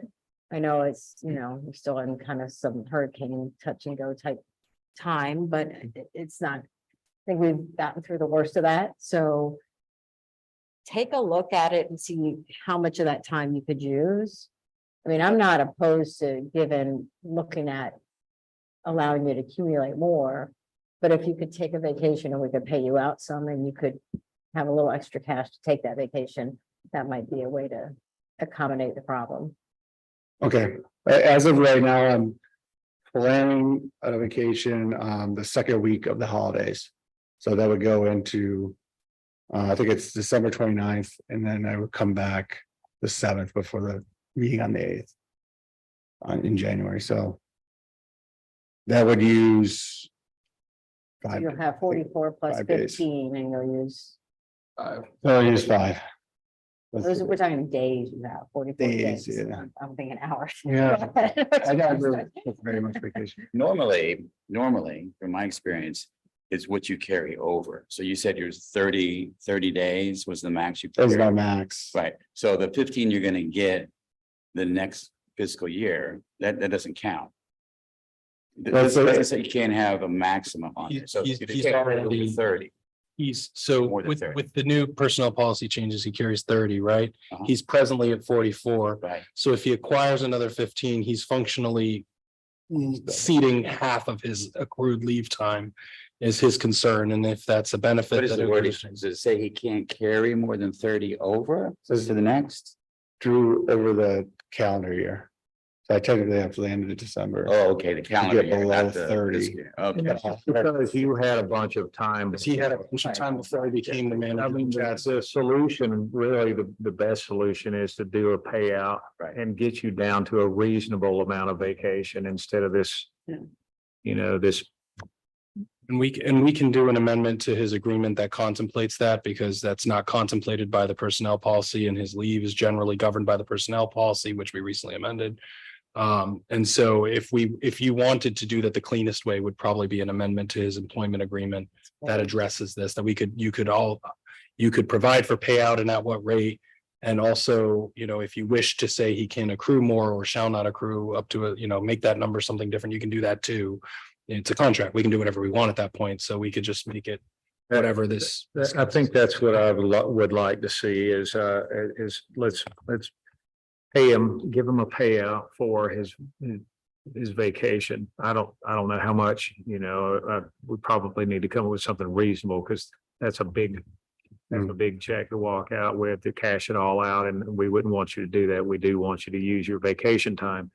At the same time, put something in there that will incentivize him to take vacation. Correct. And that was the other, you guys and the city are my client here. And so, my other concern for you as a council is you wouldn't want to put yourself in a position where he accrues so much time, and then whether he leaves in, 2 years or 20 years, you're paying out 80, 120 hours because he's just sitting in the bank. And I've seen that happen in communities where it's like, now their time to go, and wow, that's a huge liability. We want to manage that in a way that incentivizes and also caps, at any given time. We know that it's going to be 40, because anything that's not used by a calendar date shall be paid out in some X, as for example, as a way to automatically draw it down. If you haven't used it, then, we'll just cash that out at the end of the year. So another way. So we can put something together and present it to you for consideration as a contract reopening. Right. Yeah. So, go ahead. Yeah, yeah, something. Oh, yes, Can I say something? you can.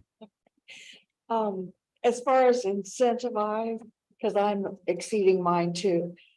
We have incentive, we don't need it. We struggle to take time off, because 1 week you're preparing an agenda, the next week you're sending it out, then the next week you're preparing the work session, and the next week you're sending it out. So it's kind of like we struggle to find time, unless you take 2 days before the agenda or 3 days after. Well, I heard that loud and clear. He would be back for the meeting on the 8th, and I'm like, why don't we just push the meeting out another week too? Yeah. So you could actually take a vacation and not take 5 days and come rushing back to be for a meeting, Well, as So it's not intentional. no, but see, the table is turned a little bit. As a good manager with a good administrative assistant, that person should be able to lighten some of the load to where you can afford to take a day off or a few days off or whatever. I mean, it really, How about the new hire? Does that help any? Eventually, when she's trained, right? Yes. She helped more than anyone so far before her. So yeah, she seems like, I mean, I have a lot of experience, but she's already helping me, but I believe she's a good that fit. there's. So you're in the same position. You're in the same position right now. You have too many days. Who else? Just her. It's not, yours isn't quite as bad, but you're at, she accrues per pay period. Yeah. So it's different. It doesn't get So dumped. it's an hourly. Um, rule. But we'll be 7 hours up or 7 days. It was 7. I think she's at like 37. So technically she's not over the 40 that she can have at one time, but technically by the calendar year, she's supposed to be at 30. So why don't you provide us exactly Sure. the details, Mhm. and what it looks like, and then any vacation either of you have planned, and do we need to move meetings between now and the end of the year to accommodate your vacations? I mean, I hate to say it that way, but I think we need to be accommodating too. Of course. Yeah, absolutely. And you, I don't mean to complain or. No, no. I'm just trying to Explain why we have. No, you should be able to take a full Yeah, week. we want you to Yeah. get some rest. We want you to That's what not the have to thing is talk about. or look at us. That's my argument here. These people are putting in too much time and we're not rewarding them enough. We're a small community and we will do everything we can to work around you. And as far as Mr. Banker's comment about we're not paying people enough, I tend to agree. But on the other hand, we have to do this in a way to where we're not straying from our agreements. Whenever, I would like for us to at least get to the reviews. And then that way, once we have the reviews done, we can sit down as a group and decide what it is we'd like to do. Thank you. Yes. So your leave structure, if I remember correctly, His review. You don't have a separation of sick. 1 year. and I do have a vacation. separation. I opted to keep because I had a lot of sick time. Okay, as keep it well. separate, okay, Yeah. okay. And Patty's, I'm sure the same way, you got sick and annual, right? Yes. Now you can donate your leave, like if you want to give your leave to me, I can give my take leave time to off. A coworker. I tell you what, she can give you as much time as she wants to, but you have to adhere to the rate of pay that Ah. you get currently. Accept. Good job.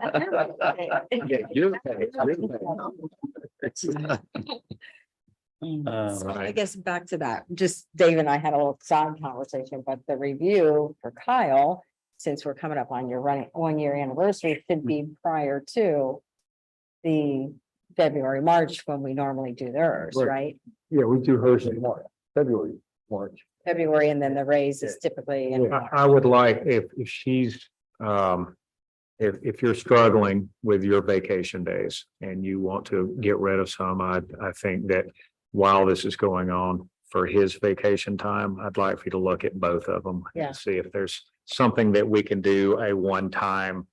All right, let's get them caught up to where they have a reasonable amount of days. They've gotten some extra money in their pocket. And then hopefully we'll get this under control and we won't have to do this exercise again. Yeah. That I think sound we can good? do that. The managers could be as simple as an employment agreement. It's my understanding Patty doesn't have a separate employment agreement. Just bound by the personnel policy, in which case it may be a resolution and further amending the personnel policy, and that can be narrowly tailored to address that. Okay. Any other general business or would everyone like to go home? Motion to adjourn. Do I have a second? Second. All in favor? Aye. Any opposed? Anyone? Anyone? All right. Good night, everyone. Only if you want, please. Do you mind, I guess?